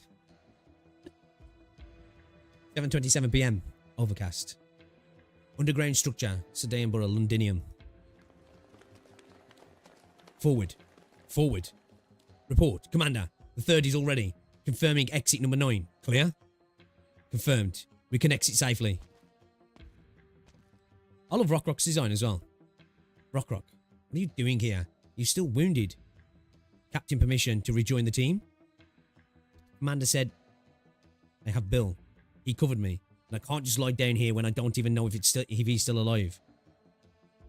I will rescue him, Rock. I promise. You might think I'm not a suitable leader. If he was here, he would say that you are. He always believed in you. We all believe in you. You do? This mission isn't like the covert rescue operations before. We might run into a bunch of Sarkaz warriors head on and find ourselves in unprecedented danger. Rock. Before you joined the Self-Salvation Corps, you were just the daughter of a trained stalker who'd only graduated secondary school. You're just a mechanic yourself. That's true. Sarkaz call us rebels. Does that really make us an army, though? We're just normal Londinians. You're absolutely right. I'm very normal. I never remember all the righteous talk the commander preaches. The only thing on my mind is how to keep my family alive. Feist, I'm actually really afraid of the Sarkaz. But I'm more afraid of you dying somewhere when I'm not looking. I know, Rock. I'm afraid too. I'm afraid of dying. I'm even more afraid I could get the rest of you killed. It feels much better getting it off your chest, doesn't it? Now, let's go.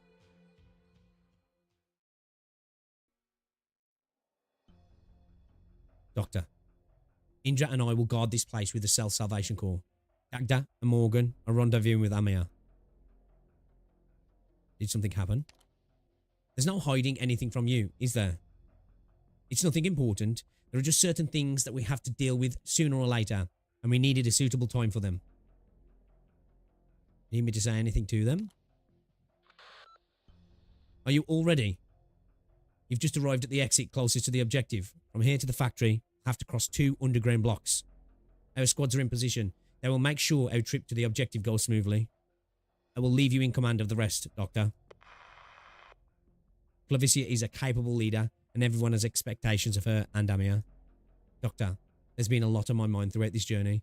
There is still one thing that I haven't entirely thought through.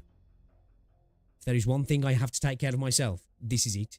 If I can't keep even my closest friends in check, then what's the point of coming back here? Doctor, we got a transmission from Feist. They've made it above ground already. We need to rendezvous with them right away. It's time for us to leave. Right. We'll be ready. I wish you a safe journey. Kiss already. 7:55 PM. Overcast. Outside the eastern entrance, abandoned liquor plant, Sedainborough, Londinium. Blake, give me a report of the situation up ahead.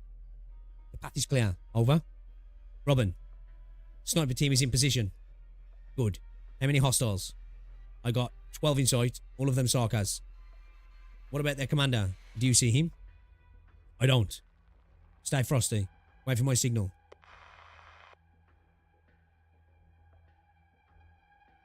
UAV ready for deployment. 8:09 PM. Overcast.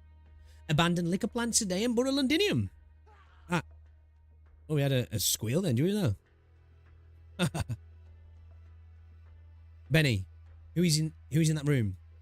The Self-Salvation Corps soldier they captured this afternoon. Are they interrogating him? Sarkaz won't let the chance to get some Self-Salvation Corps intel slip away. That soldier probably doesn't have much longer to live. I hope he'll hang in there for a little longer. It won't be much longer now. Does she know they're coming to save him?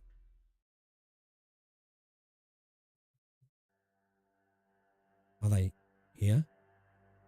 No signs of anyone yet. Then stay on the lookout. Let's hold a research going. The mercenaries are watching our prisoners in the cells. They've been working all day. We have too many prisoners. It'll take time to check each one of them. What's more is this guy we have here is a stubborn one. We haven't managed to beat anything out of him. Make good use of what time we have left. Then, if he still doesn't give us anything... Is it my time to shine then? You! Put your blade down. General, how did he... Right outside.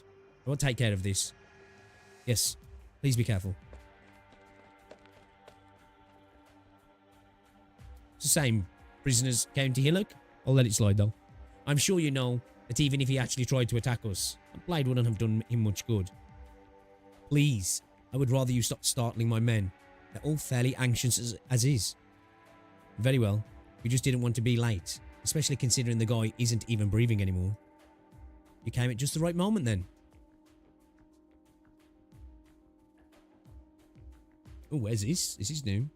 Who's in charge of the safe side of the factory? Schwab squad captain. Schwab, huh? He was in my squad 5 years ago.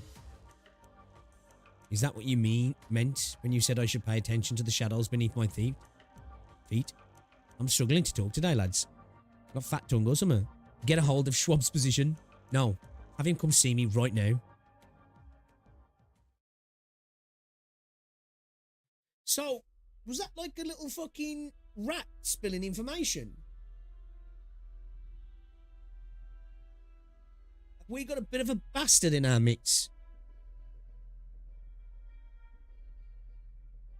Is bro being a bit sus? Benny, it's a little quiet outside the building, isn't it? Where are the mercenaries guarding the place? Are they gone? Right, not one of them's still here. They are acting quite strange. They were strange to start with, no? Sark has never made any sense, whether making friends or killing. Don't say that unless you're trying to anger them. Sorry, Lady Heidi, but I've been locked in here for 2 weeks. It's hard for me not to hate the Sarkas. No one blames you. You're doing very well. Right, I heard the Sarkas general paid us a visit at noon, with the mercenary leader. Manfred did? Manfred? That's not good. What's the matter? This is a trap, Clavicia, and maybe them... Are you worried that the commander will start the operation tonight? We need to find a way to get in touch with them. It's been so many days and we still haven't found a way to get any news past these walls. Oh, she knows. She's smart, yeah. She's smart, so she knows just by my guy coming here that he's obviously, received some information, right? 2 seconds, guys. I think Roz just messaged me.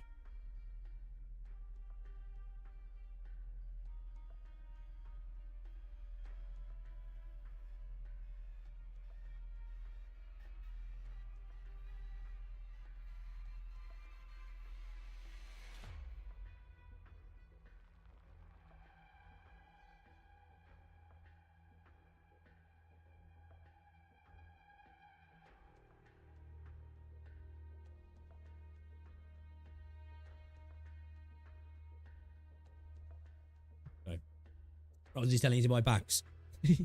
No, I'm sure they've considered that this could be a trap. This might perhaps be an opportunity too. Penny, let everyone know that our operation might need to be pushed up. Anyone who can fight should be ready to fight.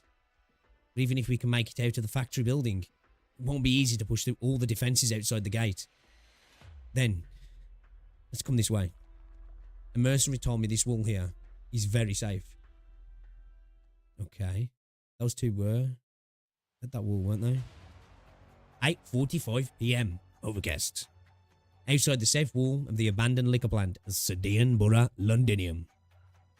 Higher. A little higher. Yep. This is a nice view. Stable and all. Closure. What do you see? 3 entrances. Each of them have some 30 men standing guard. The ones guarding the entrance to the east are all Sarkas. So the ones to the southwest. Actually, different outfits though. Looks like they might be mercs. And there's the main entrance to the north. It's the Dublin forces who are guarding that one. Then there's also some 5 or 6 squads patrolling the campus going about between each factory building. Wait up. The south wall closest to us. This place empty. Empty? Go by how things are laid out everywhere. Everywhere else. There should be a squad patrolling here too. There doesn't seem to be one. Might be a trap. Doctor, should we proceed as planned? Okay, something disconnected. I don't know what that was. I don't know what that was. Something disconnected. What do you think? We need to rescue Lady Heidi, and we also need to get to Central Londinium as soon as possible. No matter the case, we don't have any time to waste. What about the Self-Salvation Corps? We'll do as you say in this operation, Commander's orders. It's hard to say who's the rat. Is he the rat? He's not the rat. Who's the rat? They look the same. We have someone to rescue too. Doctor, I was going to say that no matter what your call is, we've got our operation. When my brother's in the third, right, you're the commander. All right, we'll proceed as planned. Team Morgan to the east entrance. The third will split up and distract the north and southwest entrances. Closure will stand surveillance and support. Roger that. Let's move. Amia, send the signal to the others. Others? Are there other road islands above ground? Right, Mr. Feist. As soon as they get our signal, they'll know that we'll have an operation here tonight. Do you understand them, Doctor? I'm guessing not yet, right? They aren't close enough. You said they aren't nearby. Does the Doctor have some kind of special arts? No. PRTS is helping me. What? Sounds like some amazing technology. Doctor, you have to tell me more about it once we get back. But if someone is here, should we wait outside? No need. If they determine there's a need to rendezvous with us, it'll be after we head inside. Then the problem at hand is still how we get inside. Doctor, it's your call. Which way? Let's go south. That's a wall. Ah, I get it. We're gonna go right through the wall. Right through wall, are we? Smash it down. Closure. Mr. Feist, you have any way for us to climb over there? We could blow it up. We made a bunch of new demolition devices. Couldn't have blown Londinium as outer walls, but they could work here. It might be difficult. Londinium's factories are usually built with reinforced outer walls. Unless you blow it up from the inside, it probably won't have much of an effect as you'd expect. Then, how about if I pack in some more firepower? No, that'll attract too much attention. Morgan's efforts will go to waste. Alright, I guess we should have had Morgan take some with her. How about we use grappling hooks? Rock and I use them sometimes to hide from patrols. Johnny, bring the stuff over here. You got it, Captain. I almost thought I was carrying it for nothing. Preparedness averts peril. I need Rock 5 to mark the position. Oh, right. I almost forgot. Here.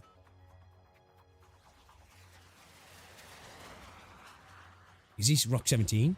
Why do you have it? Because I was working on it the whole time on our way up. Look, it's all done. It's got Closure's seal of quality on it. I'm not sure my seal of quality is any good to you, though. I checked it out. It's running well. What's this? Here. I added it while I was at it. All Closure brand drones get one. Okay. Crap. You don't like it? You don't like it? No need to fix it. Thanks. Nothing wrong with the drone then. I'll take the Doctor. Johnny and Gabby with me. Rock. Can you take Amy with you? Yo, what's up, Red? Alright. I'll launch the device then. Rock 17. Aim. Anchor secured. Let's do this, Miss Rock. Hold tight, Doctor.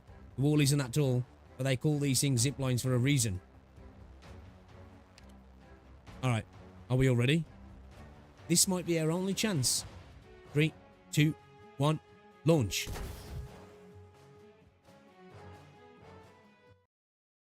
Okay, friends in far places.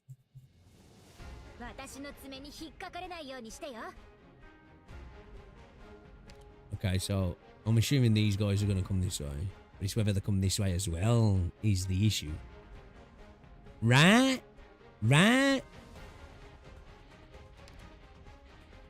Let's get a bit DP from up. Oh, fuck.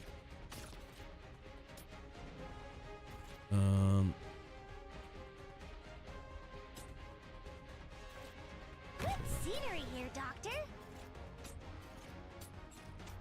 I know what to do. Nothing can mask the scent of despair.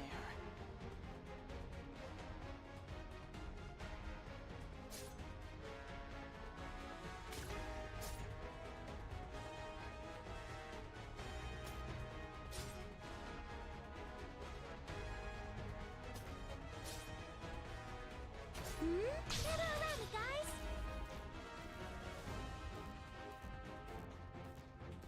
Okay.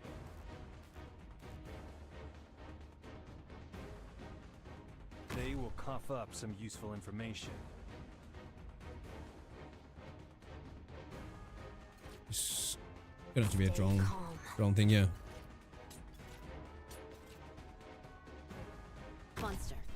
me. Oh, fuck.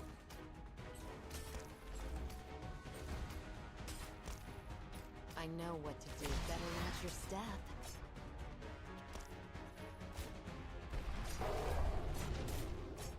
Don't keep me waiting.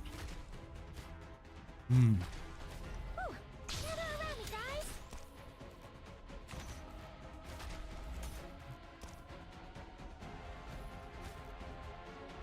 Not a bad position.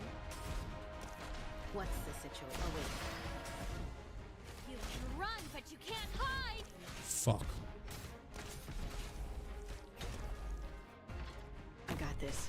Focus elsewhere.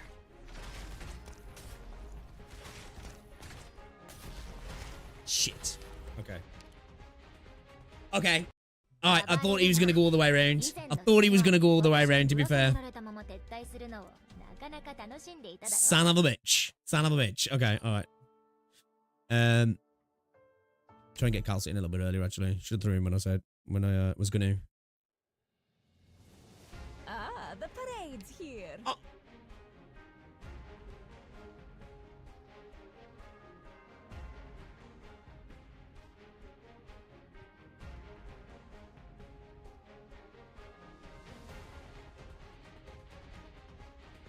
There's no cannon, is there? Fuck.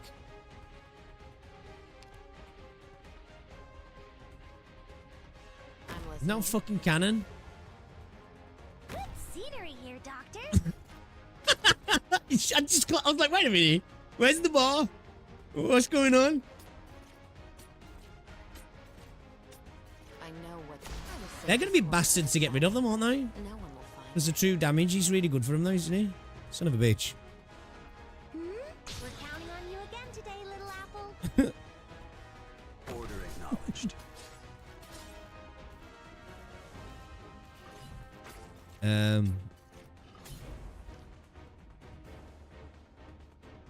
I got this. Focus elsewhere.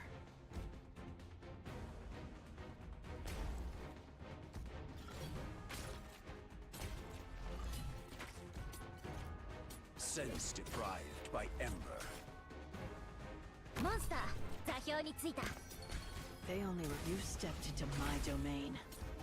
Don't keep me. I will sink your corpse into shadow. No one will find it. Come on, say hello. Get serious now. Say hello. Concentrate. Sense deprived by Ember. Say hello. 最適な私の爪が聴診をしてくれるよ.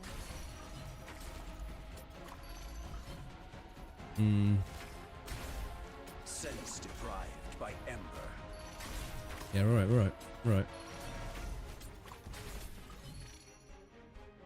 They will cough up some useful information. Yeah, brother, I didn't realize the cannon wasn't there. I'm not gonna lie.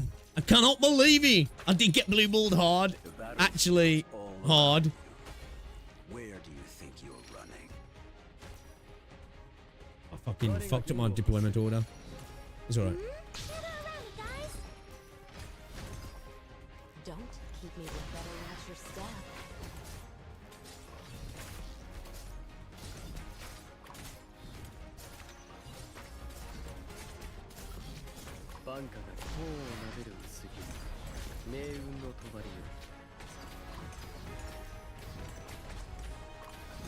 Alright, speed it up. Noise. No need to panic. Get a good old heals in there. 最適に耐える. Speed these guys up a little bit. The set of despair. Pop it. Behind you. Have a bit of dot, mate. Have a bit of dot. Battlefields all around you. Support incoming. OPP's good. OPP's good. OPP's good. We're counting on you again today, little apple. Yeah, we should be alright, yeah? We should be alright. I think we're good. Battlefields all around you. Inez go brr. Corpse into shadow. No one will find it. Alright, we're alright over here.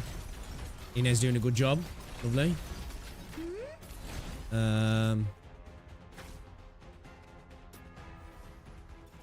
let's get these finished off. Burning my lungs.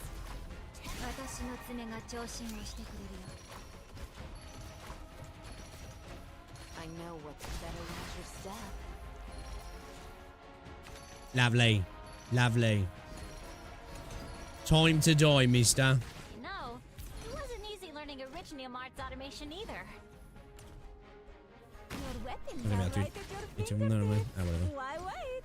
It's alright. Lovely. Lovely. Yeah. I as you started then, I was like, hold up a minute. Wait a minute. How can I think better about the cannon here? And then I'm like, where's the bar? I got straight up blue balled. Enemy sighted. She's got steel claws. That's one. You took a sarcasm down with just one hit. Not bad, feline. You in the Victorian army? Stuff it. You're strong. Not like those Dublin weaklings. Very well, feline. You're worthy of dying by my blade. Watch out. Is that a little sidestep? Let's not jump to conclusions about who's dying by whose blade just yet. Huh? He's fucked. Get fucked, bruh. Sarkaz, you can't imagine how much I want to end your life right now. Too bad my sword is broken, thanks to your friend there. Dagda, snap out of it. I know what you're thinking. You want revenge, right? This isn't the time. We promised the doctor we'd make a ruckus, draw the enemies here, and then leave. Feline, you've killed a Sarkaz or two before. Your life, a Sarkaz will claim your life one day. I don't care about my life all that much. If it was up to me, I wouldn't have run away from you people. It's gotten into you. You aren't even dodging their arts. I could take a few more Sarkaz down before I die. Shouldn't have brought you here. Don't forget, Vena's still waiting for you down below. Siege. If you want to die, suit yourself. Don't get the Doctor and Amir killed. You bring shame to Vena's name. Fine. Morgan, tell me, how much longer do we need to hold them? 5 minutes? And the doctor said someone would be here to pick us up. Feels weird seeing me use 2 times. There's a fight up ahead. Right. Don't know who they are. It looks like they beat us to a bunch of fight... beat us to the bunch fighting the Sarkaz. Blake, do you remember how I said I got away from Dublin? You said someone helped you. Right. I didn't see his face, but I knew he's strong. So strong that he could walk into their campground alone, even though there were hundreds of them. Oh? If he was that strong, why do he need such a ruckus? It's not necessarily him, but he definitely isn't alone. There's a team who've been fighting Dublin and the Sarkaz in Sudan. Would I... from those 2 side stories, would I have got context of what went on with Horn? Blake, I've never been so sure. We aren't the only Resistance members left. We still have friends out there, spreading fire under the night sky. Should we go help them, then? No, we can't change our objective just yet. Let's move up and sneak inside while our friends have the Sarkaz distracted. Who's she talking about as well? Horn, there's a Dublin team closing in on you. Watch out. Their leader is Mandragora. No. Okay. Soldier.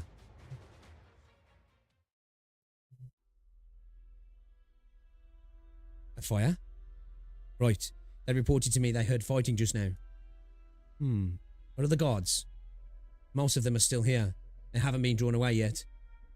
I knew it. They came prepared. Should we proceed then? Let's watch the fire outside for the time being. Our operation has begun. Have everyone get ready. Remember, this is our only chance.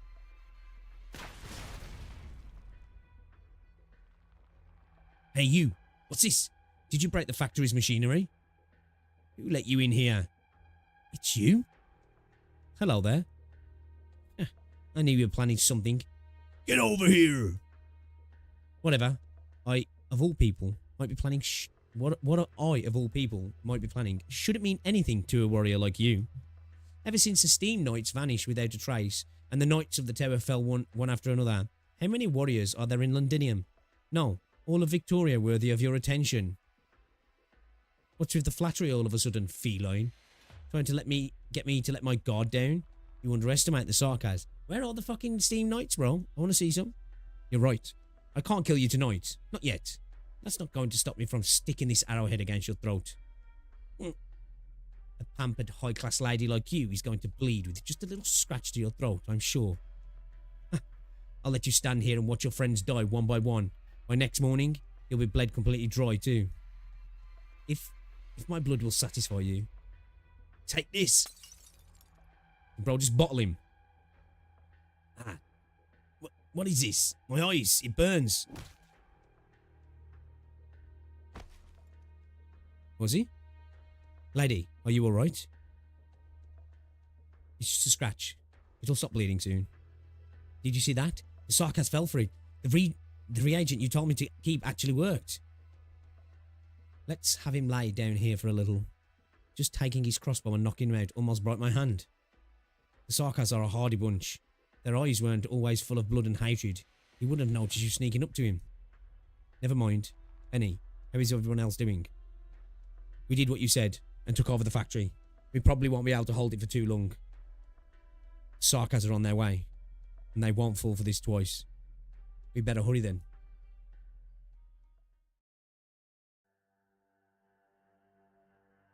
General, they're here. Who is someone talking about, man? Which entrance?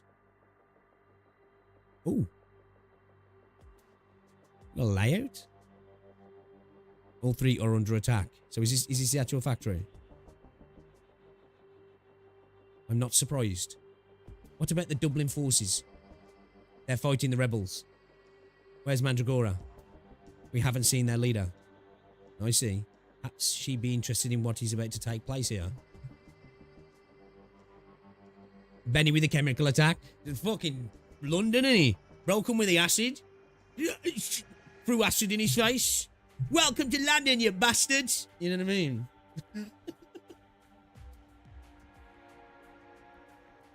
Have it. What about Hodora? I'm here. I thought you were meant to guard the southwest entrance. Before I head back to the fight, there's one thing I have to tell you.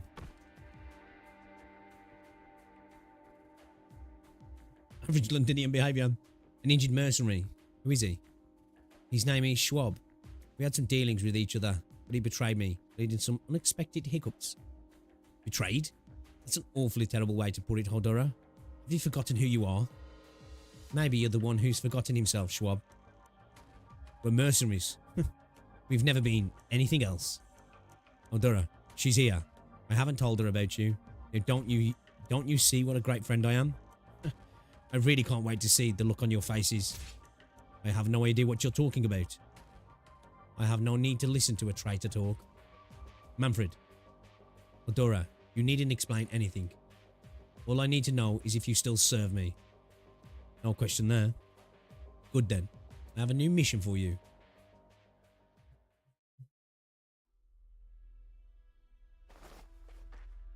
Rock, Johnny, Gabby, all of you landed? Good. Phew, you made it in. Doctor, are you doing okay? I'm about used to this. Sorry, I haven't even ever had a passenger. And all I could think about was what if the grappling hook couldn't support the two of us? That's why I had to hold you so tight. I thought you'd be more dependable. At least we landed safely. Closure, can you see what's going on inside? I can see everything, no problem. Amia, even the fur in your ears. Why is your drone so close? It's too loud.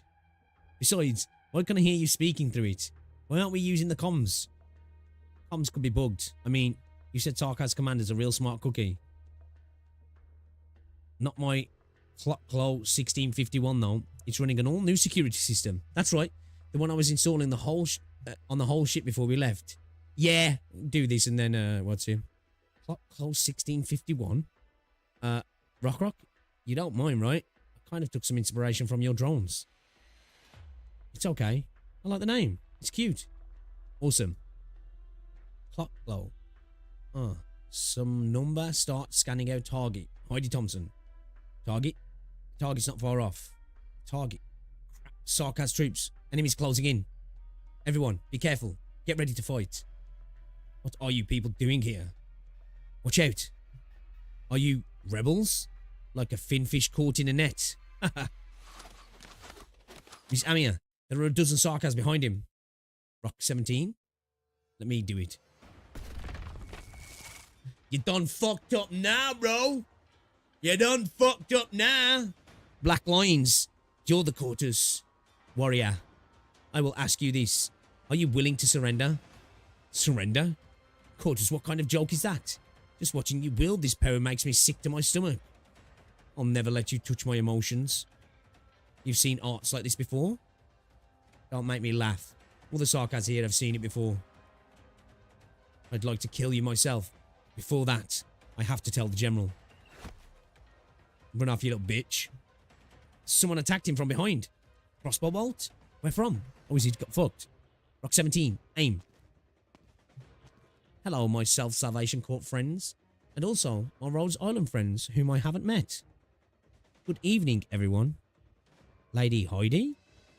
That's right. We meet at last, Miss Amia. I don't have time to explain, Doctor. You're the doctor, right? You're exactly as Calcit described. Is that a compliment? Yes. Even your reaction is about what I expected. Doctor, have you thought through how we'll make it out of here? Over here. They're here. Come. Ugh. Bro got pinged. Quiet down, Sarkas. I won't let you draw the other fighters here that quickly. Thanks, Benny. Where are the others? Milady, we've taken the factory on the south side. The methods you taught us are working really well.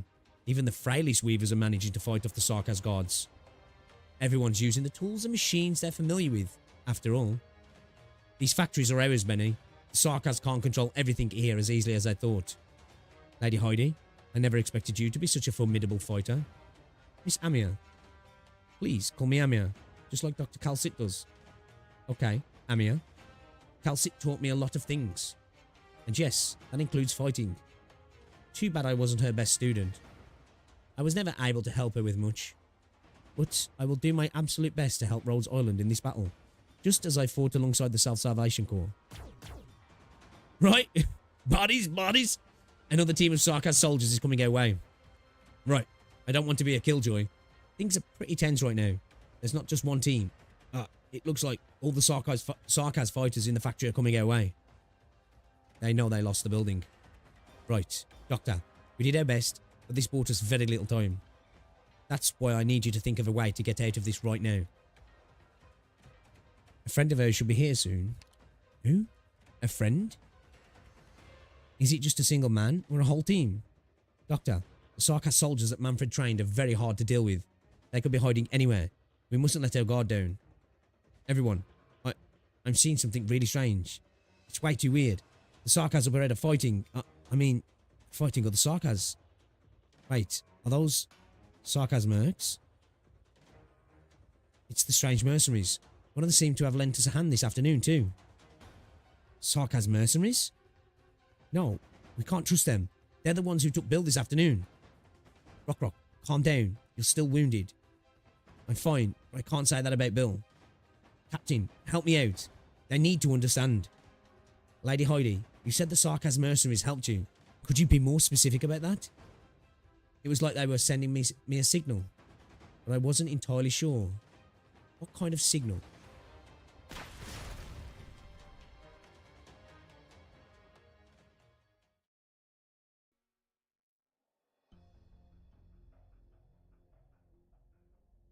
All these Victorian soldiers. Should we kill them? Bloody Dublin all. Captain, why aren't you attacking? Horn, why are you stopping me? Have you forgotten how many of our brothers and sisters died at their hands? Before she casts her Reginum arts, the Dublin caster always raises her hands. It was those hands and that staff that took Cello's life, as well as the lives of many other Victorian soldiers. Horn puts her hand on the crossbow she hid up her sleeve. If Mandragora shows any signs of lifting even a single finger, she will immediately pull the trigger. Or, perhaps, she could just pull the trigger now. That doesn't seem like a bad choice either. She could tell from her opponent's eyes that she's thinking the exact same thing.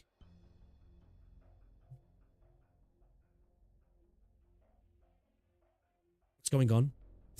Southern zone's blown up. You mean the entire wall? It can only be done from the inside. Damn it. Hurry, let's back them up.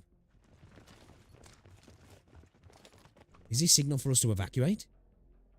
The doctor never told me anything. Since the Sarkas are gone, I guess our mission is over? You two should go on ahead. Who's there? You're with Rhodes Island? I'm taking over from here.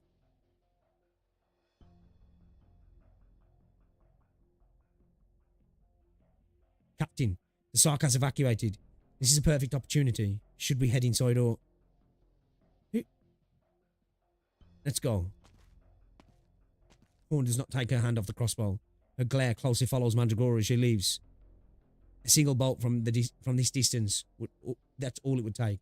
All she has to do is pull the trigger and her opponent's chest will be torn opening, splattering everywhere, blood everywhere, just like what happened to Cello. Having retrofitted the crossbow herself, Horn knows its limits very well. They're so close to each other, the two of them now within a hair's distance. Horn, they're gone. Is that what's it? It was on the ship.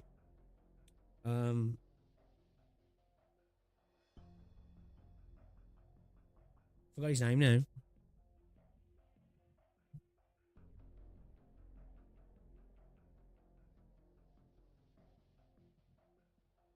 Is it Misery? Is it Misery? That's his name, yeah. I was really worried about controlling myself. Horn, thanks for holding me back. You're right. We shouldn't fight Dublin here.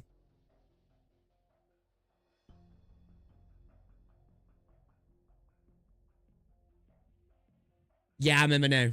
I remember him now. If we actually started fighting each other, the Sarkas would have found us. So is he a beast then? I'm surprised Mandragora could hold herself back. Though she was hounding us like crazy. What are they doing?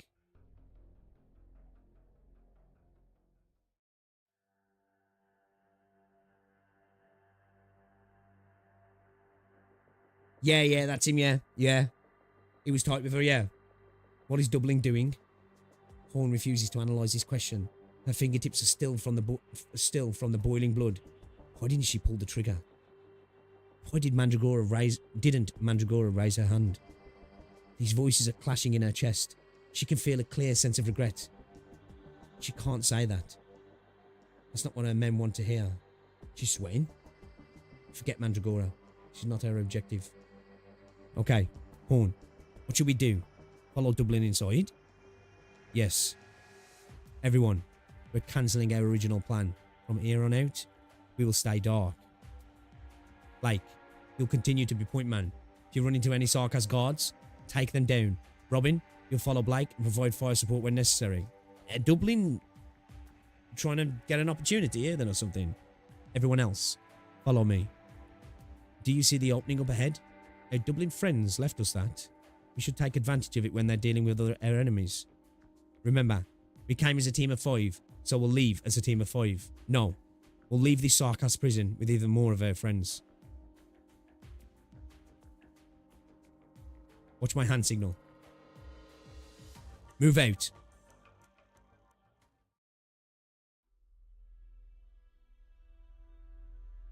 What was that explosion? Disclosure. That wasn't you, was it? Error, restarting. It wasn't her. She wouldn't have blown up her own drone. Doctor, is this part of your plan?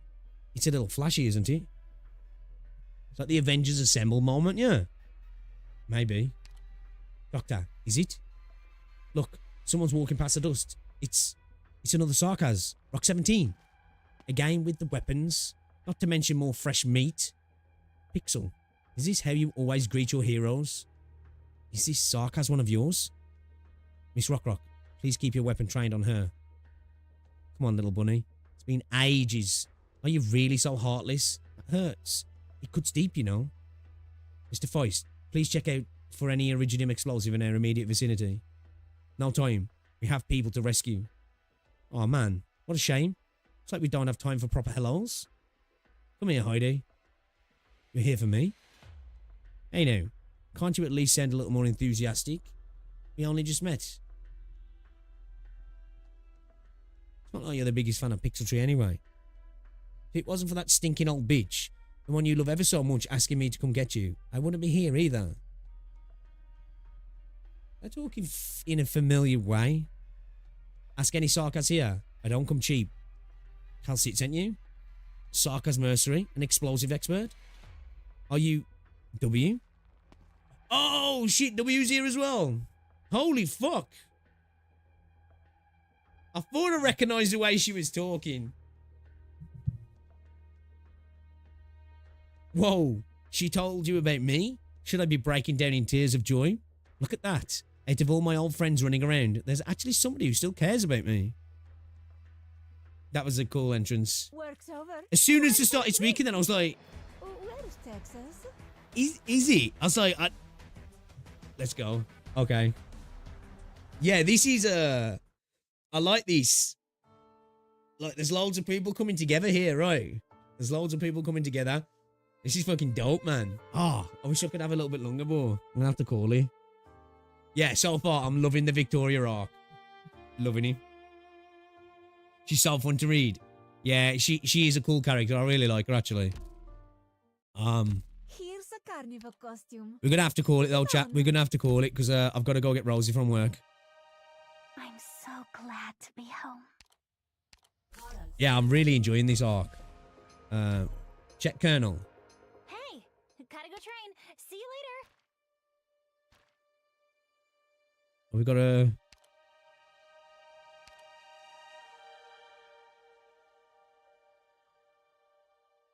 Ooh, Scuddy. Ooh, bagpipe. Yeah, I'm going to stream some CZN later. Yeah.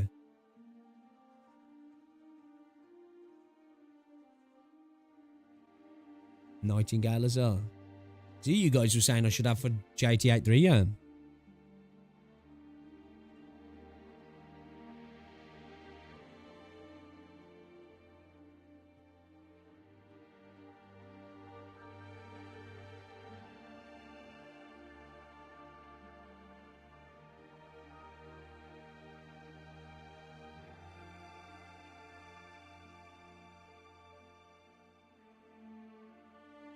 I'd like to get my steamer.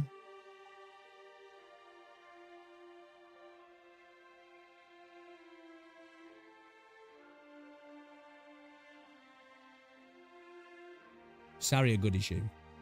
Even at E1.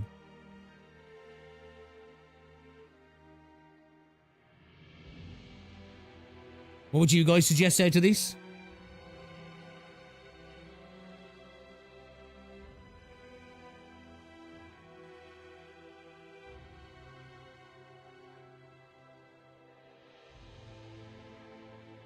The man himself isn't worth it, but the yellow certs for enough of your choices are nice deal. E1 Ifrit is most useful. Wait, so what do I do here then? Have a 6 below to increase his chance in the 6-or. So I can use that. I can use certs to get it then, yeah? Get Certipot. Sarah's a safe option. Sarah Mastima.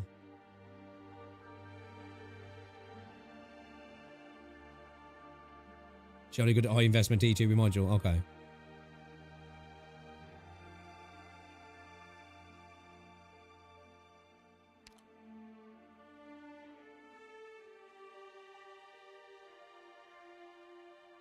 Boosted operators and operators available in store cannot be changed when selected.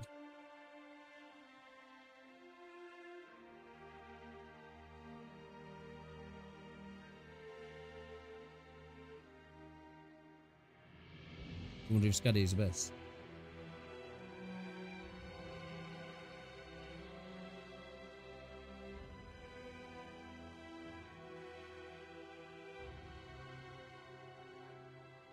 If it is AoE arts plus defense, debuff definitely worth.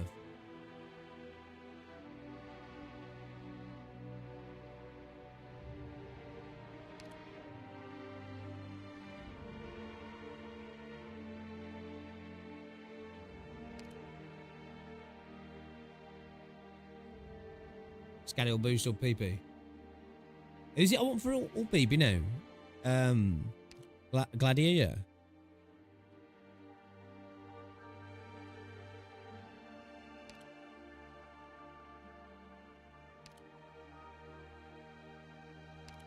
I don't even know any of these units, if I'm honest.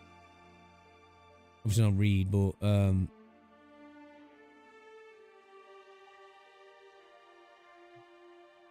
Choose 6 and 5 star ratings for the kernel model as well as they'll appear in the search shop.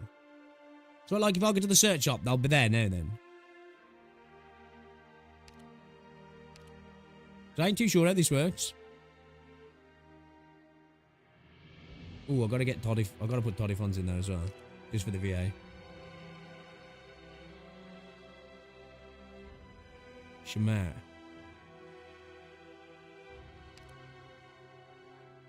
Oh, this one. Well then, select Shamade and then look.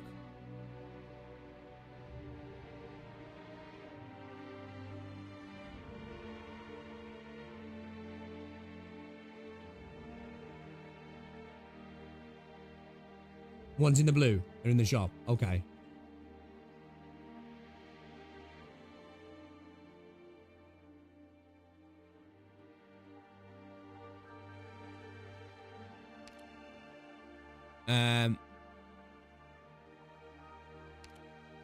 I'm gonna put Ifrit in then, yeah. I'm gonna put Ifrit in. What's Saria's deal? What's Saria's deal? What's Saria's deal? Put Shamar in there, yeah?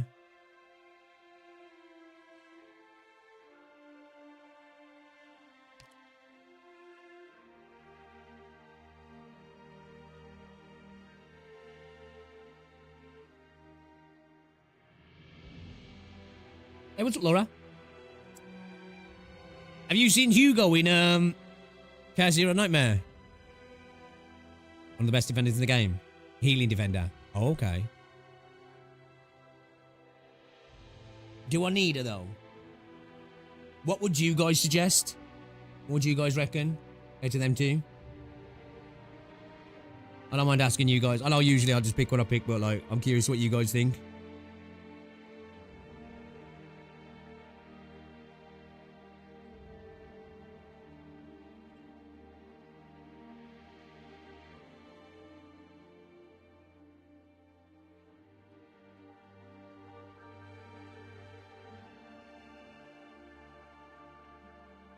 Sadia for sure.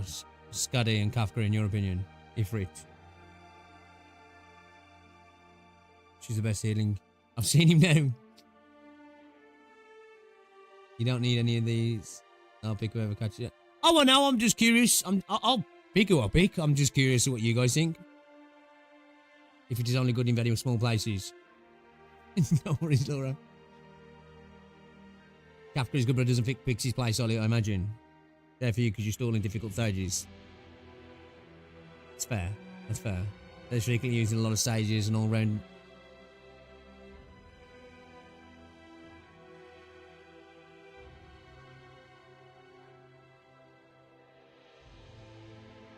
Use your Saria regularly in IS as well.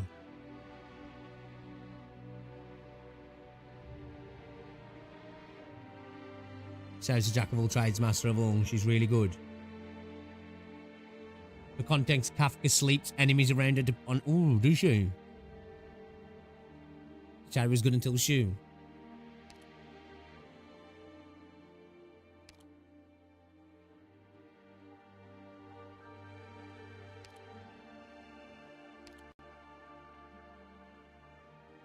This one, yeah. I did have a look at her.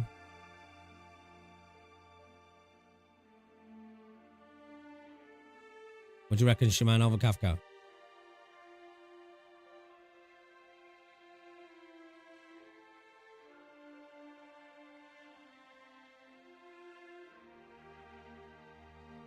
Oh, I think I'm going to slap Saria in here then, if that's what you guys are saying.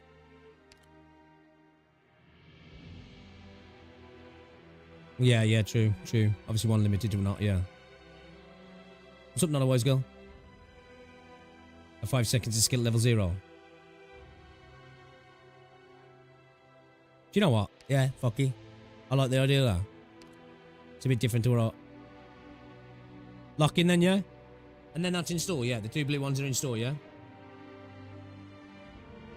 So I don't think I've ever done this before. Or at least done it through the store, like.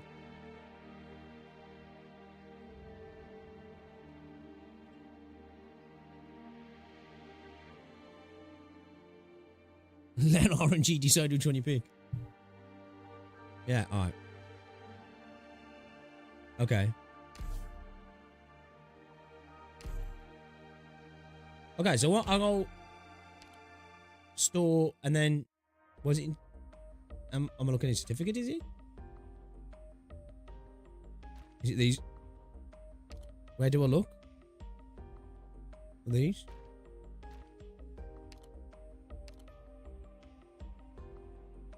Oh shit!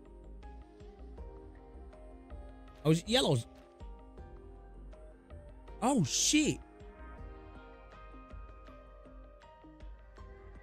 Oh shit! Okay.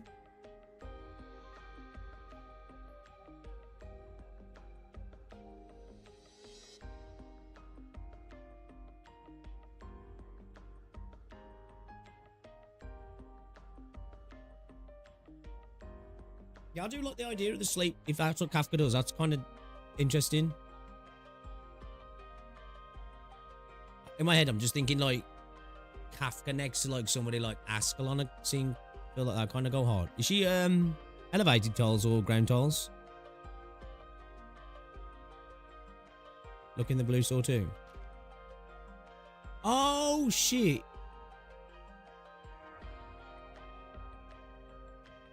Oh, that's fire.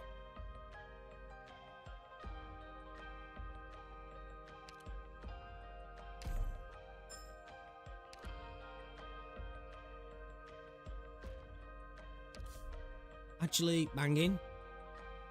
Kafka is fast deploy.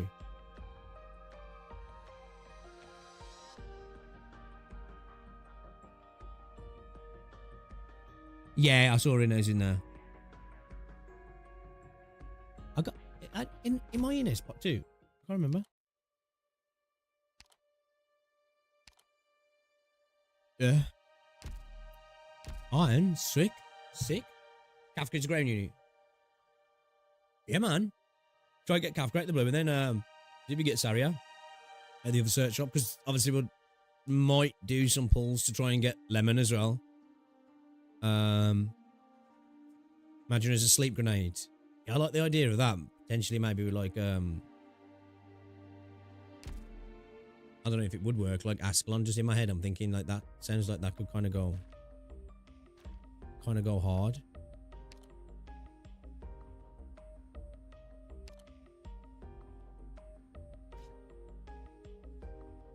How do I? There we go.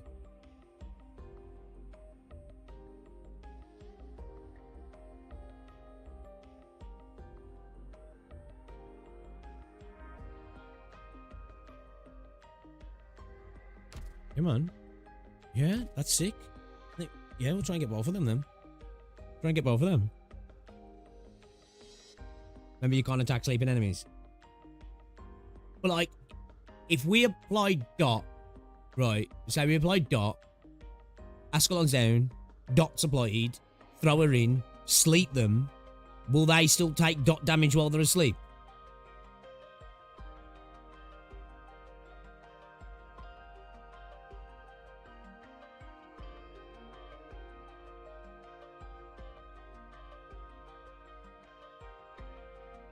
Yeah, you think dot works? Okay. Not sure though. I would think so, right? Because you've already applied it, right?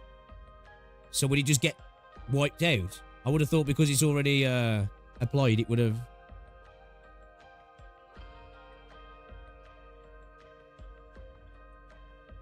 Not sure about that. That's what I'm thinking. Like that, get the plot dot down, and then. Yeah, I'll have to try it then. Yeah, we'll have to get her, and we'll have to get her. I like the idea of testing that out. All right, and boys, I'm gonna have to go. It's 4:45. I got a skedaddle. Thank you very much for hanging out. I really do appreciate you. I will be back later. We're gonna play some Chaos Zero Nightmare. If you want to come hang out, more than welcome to come chill. We're gonna do some deck theory crafting and continue playing that game because it's actually really good. If you haven't checked it out yet, I'd suggest trying it. It's really, really good. If you like roguelite, you got that. If you like Reverse 1999 and those sort of card games, Morriman, Slay the Spire, apparently, you'll probably like it as well. The setting's cool, worth trying out, and giving a whirl. But thank you very much for hanging out, guys. I will see you a little later. If you haven't checked out the video I uploaded as well today, guys, check it out. Show it some love. And yeah, man, thank thank you very much. If I don't see you later, have a great weekend, guys. All right? Appreciate ya. See you later. Get off.